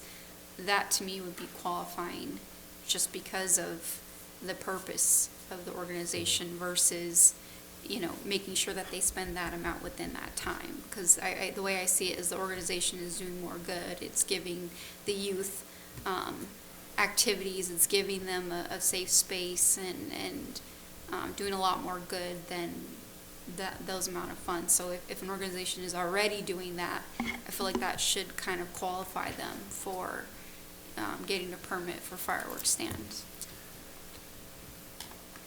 Yeah, I think what he's saying, it sounds like, first of all, I think the window to spend the monies probably should be adjusted because that's a fast window, and he makes a good point in terms of, you know, in sports, obviously, you don't even know who's going to be playing, you know, to a certain point. So you don't really have a real handle on that, and you can't make those expenditures until you get to that point.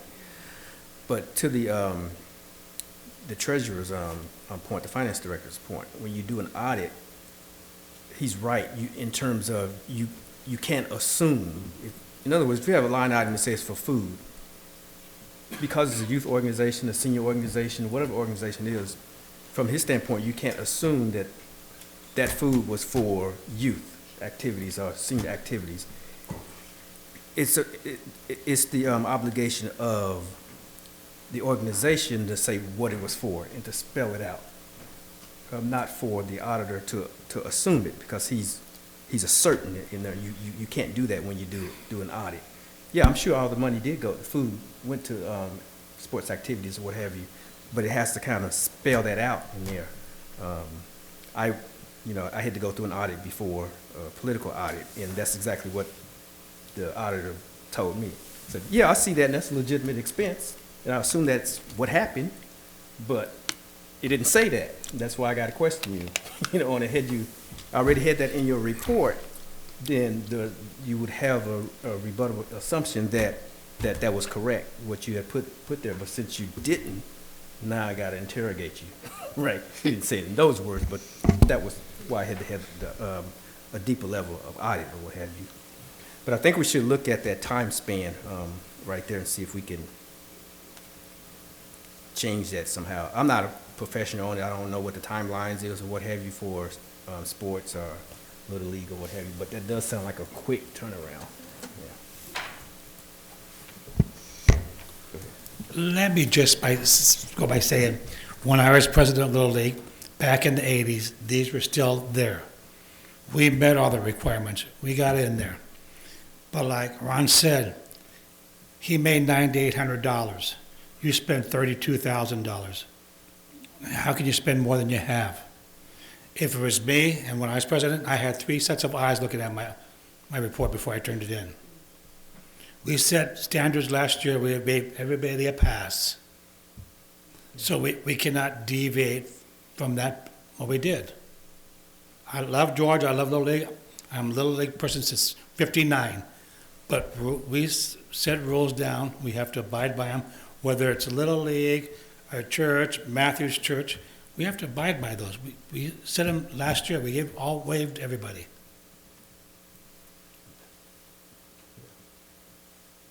Anyone else want to add anything? I need to probably excuse myself from this because I'm involved in 2 organizations that I've worked the fireworks stand. So I spoke to our city attorney, and recommendation is for me not to speak. Okay. I'm sitting in the same boat. We did set that standard. My question is going to be about, like the president said, it's about the communication. Were the people involved in Little League, were they coming in, were they sitting with finance on more than one occasion to get this report written right? That's where my concern is. I love Little League just as much as the next person. I'm thrilled every time I drive by and see those kids out practicing. They're doing something constructive and not on our streets. I need Little League in the city. That's my own feeling, and I don't even have children in the city right now or grandkids, but Little League needs to be there. But my question is did they do due process and bring it in and let us sit and work with them? Or did we just get it once and stamp it and it be a closed deal? So just to respond to that, we pretty much treated everybody equally. We didn't want to go through and sit with them because then, it's going to be line by line, and then, I know changes are going to happen, but if we did go through, sit with them one by one, then everything would have changed, and I don't know if we would have even had the time to do all of that kind of work to really sit down with them. So, it does come down to kind of a timing issue, but we did just kind of take it was a simple question we asked them, but this would have been more detailed to really dig into their paperwork as well, to see line by line what they're reporting to us.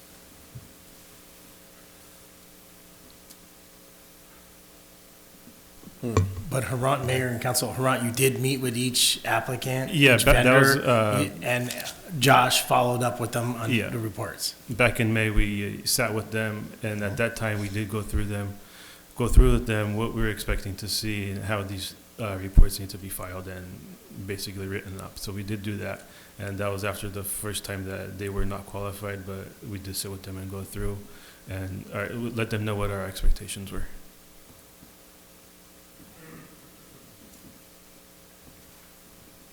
And I'll just reiterate, I agree with Robert with the timeframes.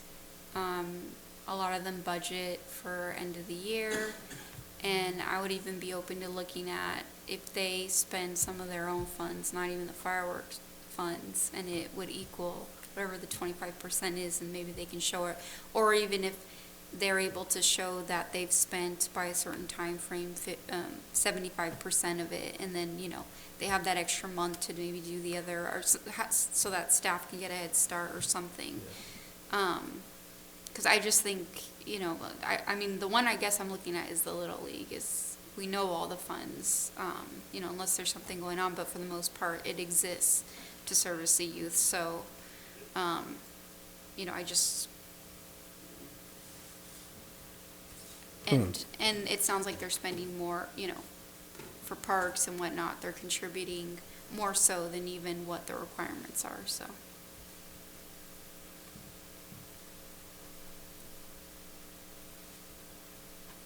Yep. Okay, so what have we been asked to do here? To reaffirm whether or not these four are, in fact, exempt from getting a stand? Is that what? That's right, Mr. Mayor, or the council can also provide other direction.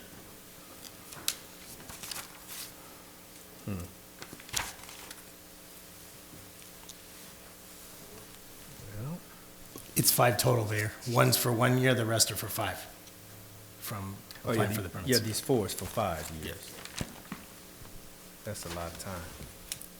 These are for 5 years. Yeah. Okay. Any additional ideas on this?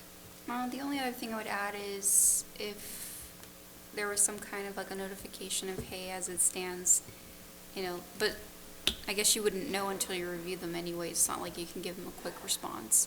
I just feel like there should kind of be an indication for you have a period to correct whatever you've submitted. But I understand too, you wouldn't be able to give that response until probably at a later time because it takes time to review these. Rather than submitting and then not knowing until the date that you've been denied.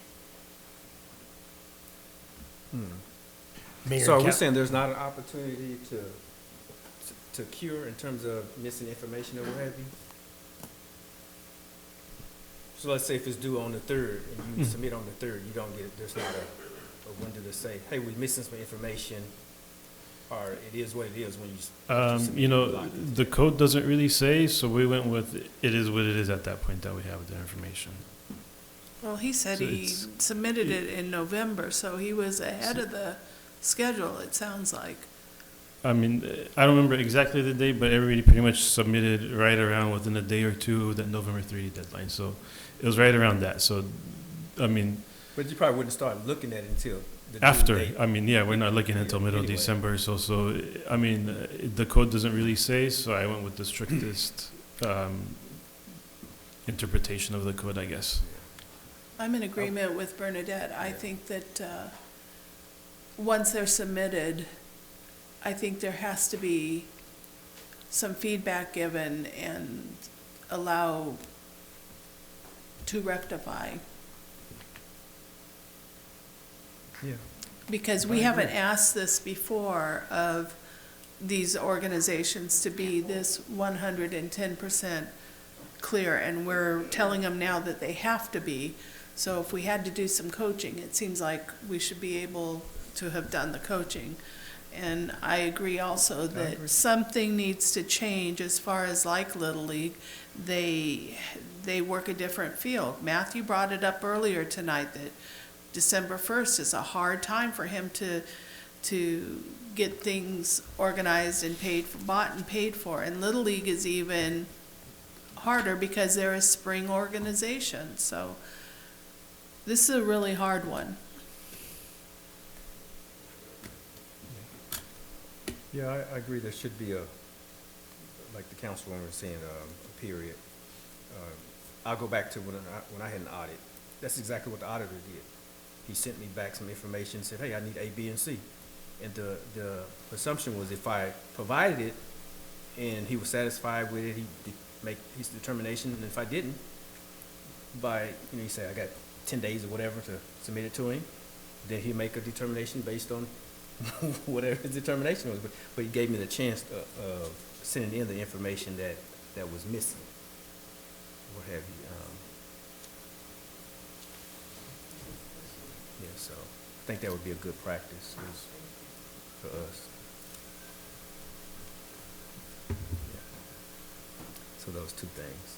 But that still doesn't resolve whether or not we're going to deem these four disqualified for Right. 5 years and the other one. Agree, again, and I'll just reiterate, the council gave direction. We did an audit last year. All of them were notified. Staff was directed to audit them all again, which we have, notify them, meet with them, and provide them guidance, all of which was done. And unfortunately, they didn't meet the requirements again. And this is. And they knew they was going to have to meet the requirement. Because we announced it, we had numerous meetings last year. I mean, I don't remember all the meetings, but we discussed it. Council asked for updates, where we're at. Recently, council's been asking for updates all year, all of last year. And so we provided this, we did the detailed audit. I stayed on top of finance department to make sure we get that information out and follow up and do a complete audit on all of the organizations. So we're just following direction over the council. And the ordinance is very clear. You have to follow the ordinance this way, and you have to follow it. And if the council wants to make changes to it, it's totally up to the council. We can notice it, bring it back, modify the code. But right now, this is the existing ordinance we have. But also, provide other action, direction or action deemed appropriate by the council as well. Yeah, I mean, the ordinance also give the council a lot of discretion, because as is noted here, it says, at a regular or special council meeting, the city council shall have the power in its absolute discretion to deny, grant, or revoke a permit. Yes, we put that in the ordinance, in the staff report too. That's correct. I guess part of me is wondering how much in violation, or like how much information was missing. Was it a lot, or was, someone cut off because, they're missing maybe $100 that wasn't spent or something? I don't know how severe these reports are, and I'm guessing they were kind of confusing to decipher, but I guess that's part of what I'm trying to, because then if it's just a simple, you didn't describe what this fee was, and the food was for a game for the youth, well, there you go, you satisfied it, and it just took a simple description versus, I'm not seeing any fees dispersed from the stand. Then in that case, I can say, okay, but I guess that's what I'm curious about, because 5 years is a long time to bar, and I'm just trying to figure out, for some of these, like, again, like I said, the Little League, they're investing into equipment and whatnot. I just hate to see, them banned for 5 years, when they're probably doing a lot more good for the community.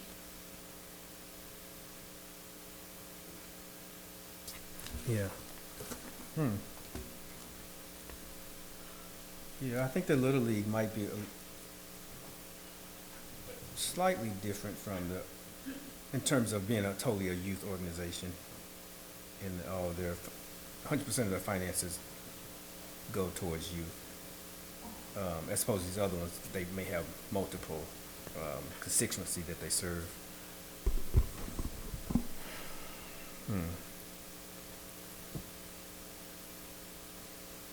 Now, what was the issue with, and I don't see them represented tonight, the issue with the chamber? The Lawndale Chamber of Commerce, they did not meet the expenditure requirements. Their issue was what they reported, I think, was like $4,600 for a carnival held at the Alondra Park, which I'm told is outside the city limits, and therefore there's really no control that it would be Lawndale youth or even Lawndale residents for that fact. Okay, so it sounded like they clearly didn't comply based on that. And that was the only expenditure that they reported back to us. Oh, yeah. What about Christian Heritage? What was their? They did not meet, again, expenditure requirements. They did spend the 25% on youth, but they didn't hit the 50% in total for the community aid. I'm just wondering, how difficult is that to do that? It doesn't seem like it's that difficult to meet that requirement. No, I mean, I don't think so. I mean, you could sponsor something, an organization or something that you don't have to put on an event or anything yourself, but I mean, the Christian Heritage, they're pretty close. They're at like 45%. The revenues were $25,000, so they needed to spend $12,500, right around there, but they only spent $11,300. So they were close to that, but they weren't. They were at 45%. Oh, they were almost there. Okay. What about Lawndale, Foursquare? Foursquare. So they actually have not spent any. I think their issue was they didn't have time to spend. They are planning to spend for an event that's going to be July 30th, which is going to be even after the next 4th of July. So they basically had zero expenditures for the year. One of the reasons why I would imagine we had the requirements to spend down the money is so that you're not storing money in your coffers, but you're actually spending the money on the community, on the youth. So it sounds exactly what they're doing is saving up for some special project or special event, which is not really in line with the intent. So that's the end of that. And then the final one is the Rotary Club. Oh, Rotary Club. Just info on that. They actually did meet the requirements, but they filed their paperwork late. How late were they? I believe within a week. No. Okay. The last 3 years, the Rotary's always been late. Have always been late? Always Okay, been one late. week late, 1 week. We waived them twice now. So, Why would you remember? Okay. but the disqualification for them is only a year? Yes, based off Versus of the the Lawndale 5 code, if years? it's paperwork comes in late, it says 1 year. Oh, that was the only defect is they came in late. Yeah, Okay, so they met all. they met the other requirements, yes.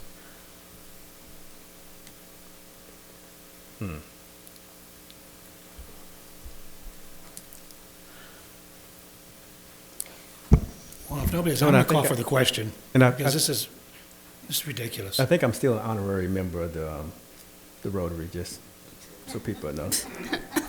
Just so you know. Full disclosure. Okay, great. Well, it's honorary, so, I haven't paid dues and I don't pay dues. It's honorary. Which means I don't get a vote either. Okay, what's your suggestion? I call for the question, let's put this horse to bed. What are we going to do? Either yea or nay.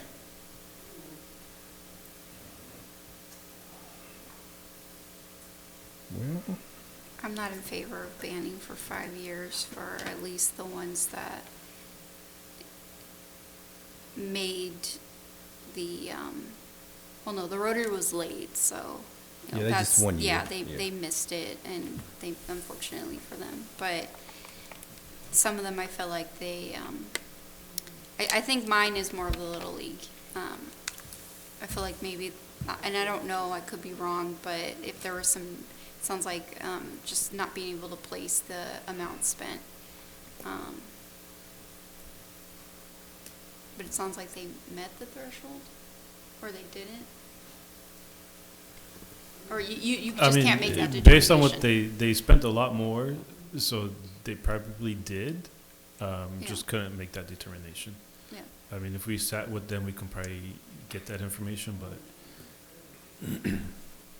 I just felt like they could have gotten a correction period to correct that piece and submit it. But it sounds like the Yeah. other ones didn't meet the thresholds, but the 5 years is kind of long. And I only yeah, say. I agree with yeah. that as well, that there should be a correction. That's a usual practice. I could tell you what food is for Little League. Little League food is the last game, they gave food, they did a closing ceremony, they provided food for all players and a parent. And the Dick's Sporting Good that you see, that's where they buy the uniform. So that's the explanation for those items. So I know that they have spent that money. I just Yeah. can't make a decision because I helped them out.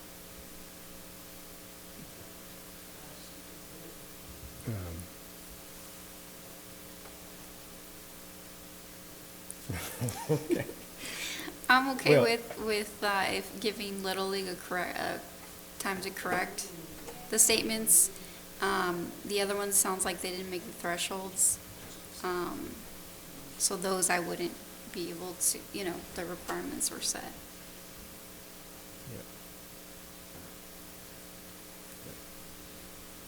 I'm good with that as well, as far as the Little Leagues. And the Rotary is just a year.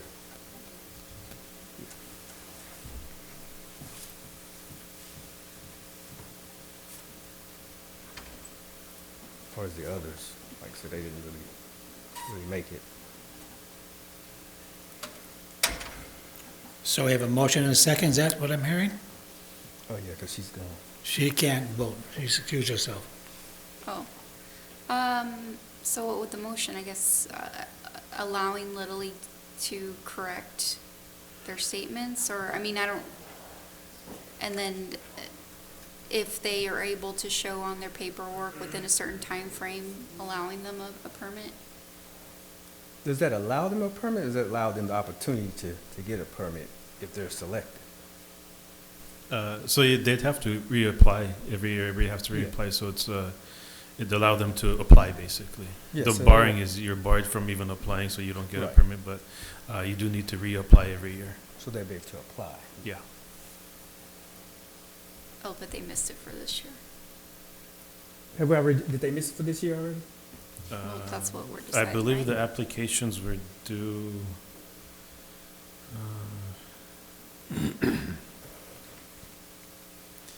Sometime in, I think, end of early January they were due. I'd have to find the exact date. Okay, so that's passed. But I think it is passed. Yeah, the process is, we're supposed to be, meeting with the fireworks, we hold them in here. It starts in January, and then they're step by step, so when we meet with them and stuff, so the process starts in early January for the application.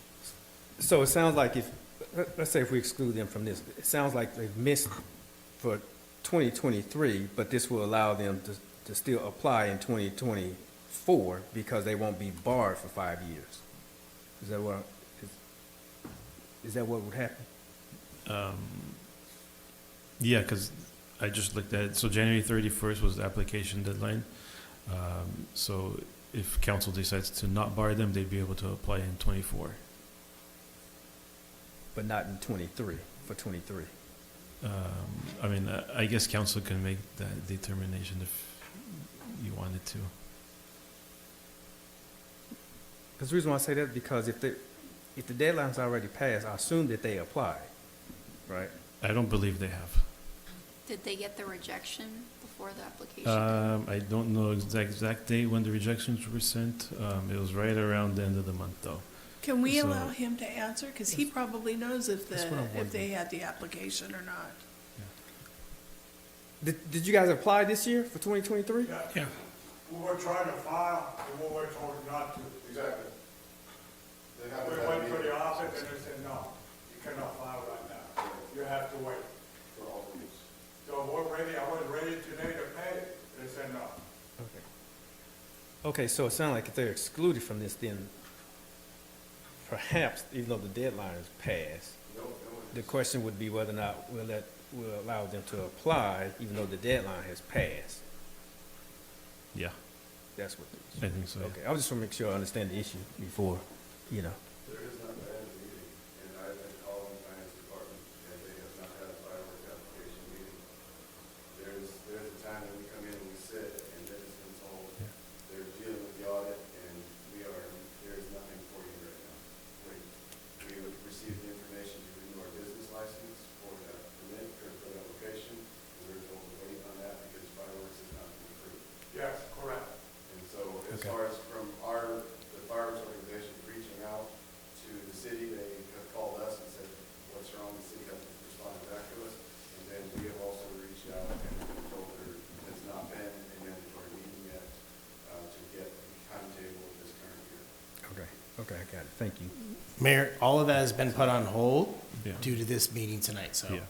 whatever we're is basically- decided, Yeah. the staff have been informing the fireworks organizations all through the process, so no one's left in the dark, but it's up to the determination of what the council wants to do.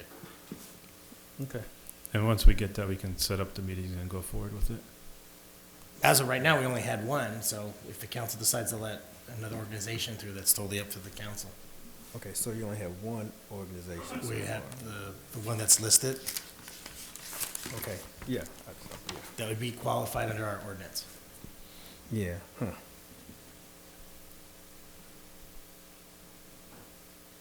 And just to keep just for the council too, if the council decides to, these other organizations may come forward as well and request. The same. Yeah. And how many in total we usually allow? Is it 7, 9? Usually about usually six, and generally, and then there's the Parks and Recs when they have staff. Yeah, okay. So right now we have, it's 5 that are disqualified, and only 1 would be going through. Depending on what the council decides. Yeah.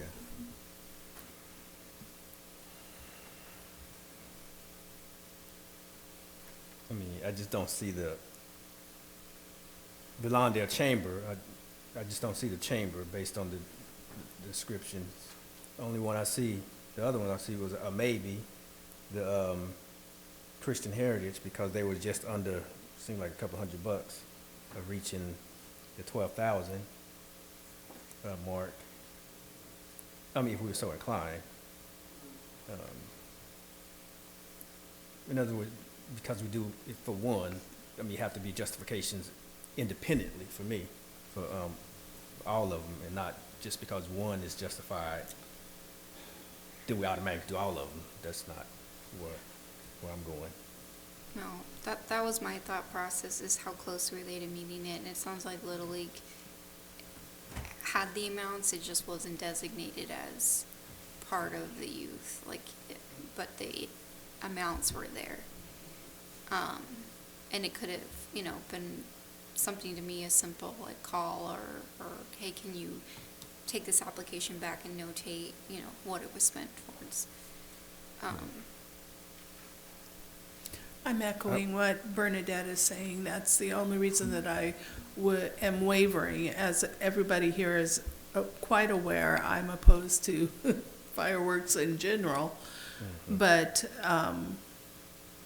Little League spent the money. Yeah. We know they've spent the money. We can drive down the street, and I just been looking at the awning, just coming in tonight to the meeting.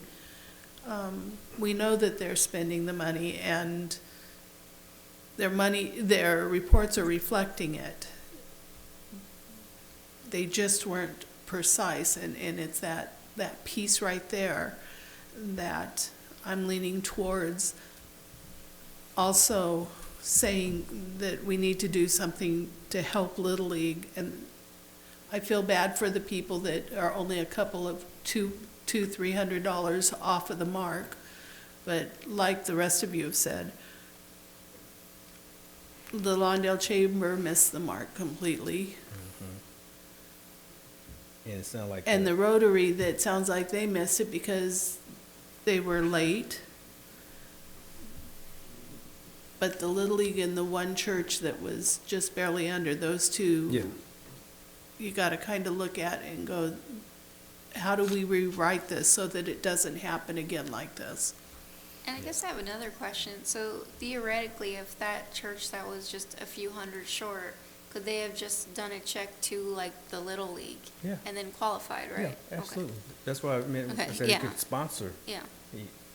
an organization or an event or something. There's nothing that says they have to directly put, Because you'd rather themselves, yeah. spend it and then at least not disqualify yourself for Yeah. the next. Okay, so my thoughts are the Little League should be given an opportunity.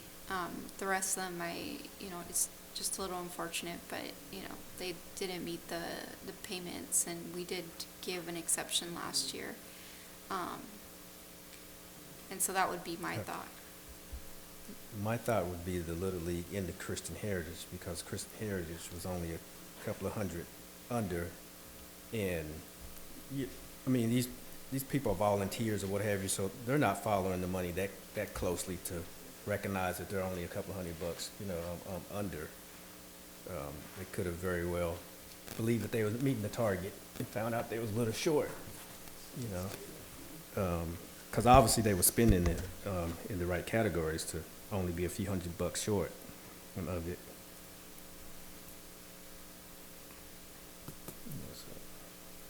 So I think it should be consideration for both Christian Heritage and. I disagree with you.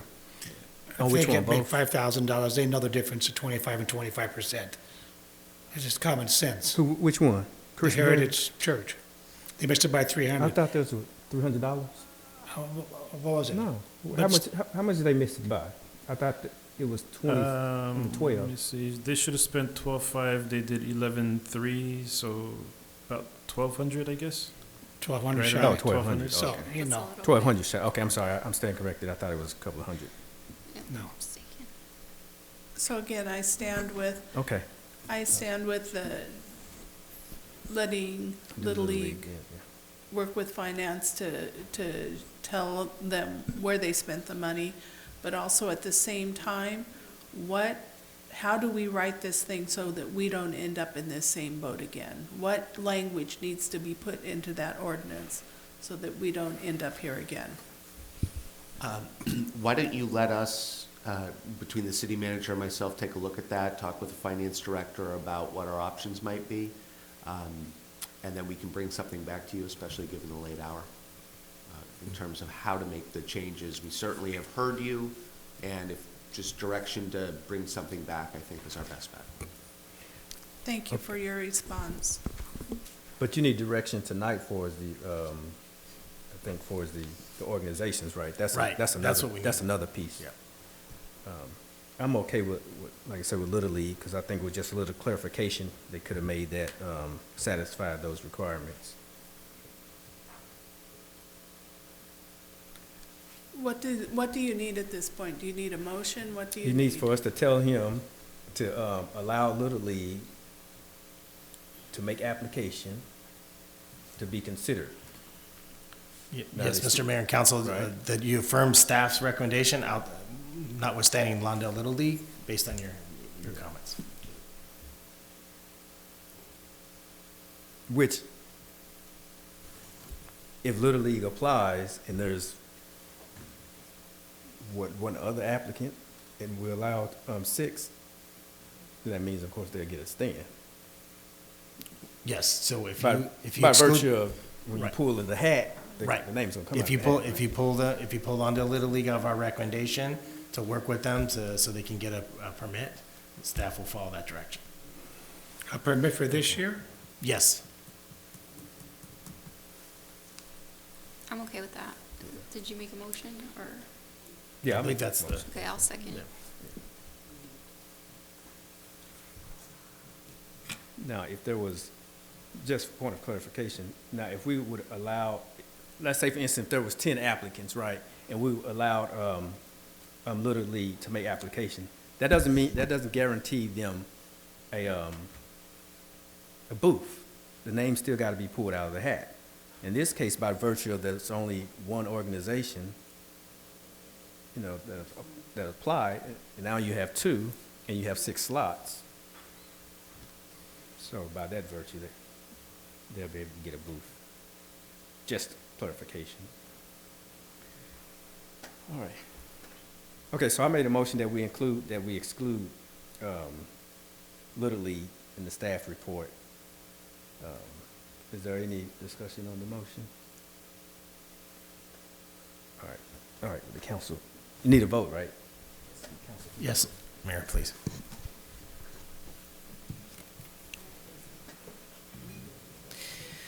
For item 11, the motion passes with Mayor Poland Miles, Councilmember Suarez, and Councilmember Hoffman Gorman voting yes, Councilmember Kearney voting no, and Mayor Pro Tem Cuevas abstaining. Thank you. And then we'll bring this item back for clarification. So now that our audits are going forward, we'll have a smoother transition process. We'll take care of that, Mr. Right. Mayor and Council. Thank you. All right. Okay, now let me find out where are we? Okay, that's the last item. Okay, let's hear from the city manager's report. We're almost finished, Phil. I'll be quick and brief. We already mentioned, Mayor and Council, we already mentioned the special hearings. Just want to remind as I mentioned before, all and I'll go over them real quick just for the public. The Wednesday meeting, February 5th for the Metro Green Line, 5:30 to 8 p.m. on Lawndale High School. On Thursday, February 16th, from 11 a.m. to 1 p.m. Zoom virtual meeting with for the Metro Green Line. And then Saturday, February 25th, from 10 a.m. to 1 p.m. at Lawndale High School. That concludes my comments. Thank you. Okay, thank you. Okay, let's hear from the council, see if they have anything. Councilwoman Hoffman Gorman. On the 21st of January, I attended a tour of the Hall of Justice and a brief meeting with Sheriff Luna. And on the 25th, I attended a Zoom Contract Cities Legislative Committee meeting. That's it. Okay, thank you. Councilmember Pat Kearney. I attended a few things, Contract Cities Board meeting. It was at the Fire Museum in Bellflower. Maybe the city manager, city attorney and I know about Emergency, Station 51. They had both the vehicles there. And I don't know if you watched the movie about the Granite Mountain jumpers that perished in the fire, all but the lookout. That truck, they bought a truck from Arizona, Phoenix, Arizona. We had a city council and school district meeting. It was somewhat fair. Oh, yeah, that's true. I attended the beautification holiday decorating contest award ceremony. It was great. I attended the Library Trust and Oversight Committee. No money was spent. And finally, this past Sunday, I attended the Wild Horse Powwow at Luzerne High School. I got a headache because I was at Luzerne High School, but the powwow was great. Very good. I missed the power this year. I didn't get a notice on that. It was on email. I did. Yeah, you did. I only had one meeting that Yes, I ma'am. attended on the 26th, the South Bay Cities Council of Government Board of Directors meeting. Got to meet the new council members that had been sworn in last year. And they are also an organization that will have to give a recommendation regarding the Metro line, so we'll try and advocate our piece there as well. And with that, I'll pass it on. Madam Pro Tem. I attended the city council school board meeting. Also, on Saturday, I attended the 25th annual Wild Horse Powwow. It was great. The food was good. Great dancer, great music. We spent 4 hours there. which I saw old friends there. That was a long time, but it was worth it. Also, I got feedback from several residents regarding the metro meetings. They're gonna try to show up to both meetings, the one on Wednesday and the one on Saturday, and put their comments out there. Hopefully, everyone that is listening and received the notices will also come to Lawndale High and voice their opinion. That will be all. It was short and sweet. It was short and sweet. It's 10 o'clock. It's 10 o'clock. That's why it's short and sweet. Are you sure? Okay. Okay. Okay, I'm going to just make mine short as well. I did also attend the joint meeting of the Lawndale City Council and the Lawndale Elementary School Board, where we discussed some issues of mutual concern, and also attended the sanitation district meeting. And that's all I have. And with that, we do have a closed session. We're not finished yet. We have a closed session. Public employees performance evaluation. I'm going to ask this, but I'll talk to you guys before we go in there for a few seconds. Thank you, Mr. Mayor. Government Code Section 54957B does authorize this closed session. Thank you.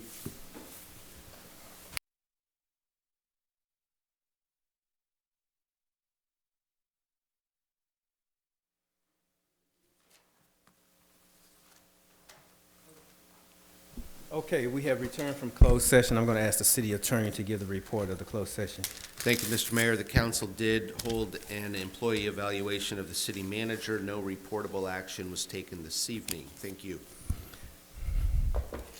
Thank you for the report. The next regularly scheduled meeting of the Lawndale City Council will be held at 6:30 p.m. on Tuesday, February 21st, in the Lawndale City Hall Council Chambers.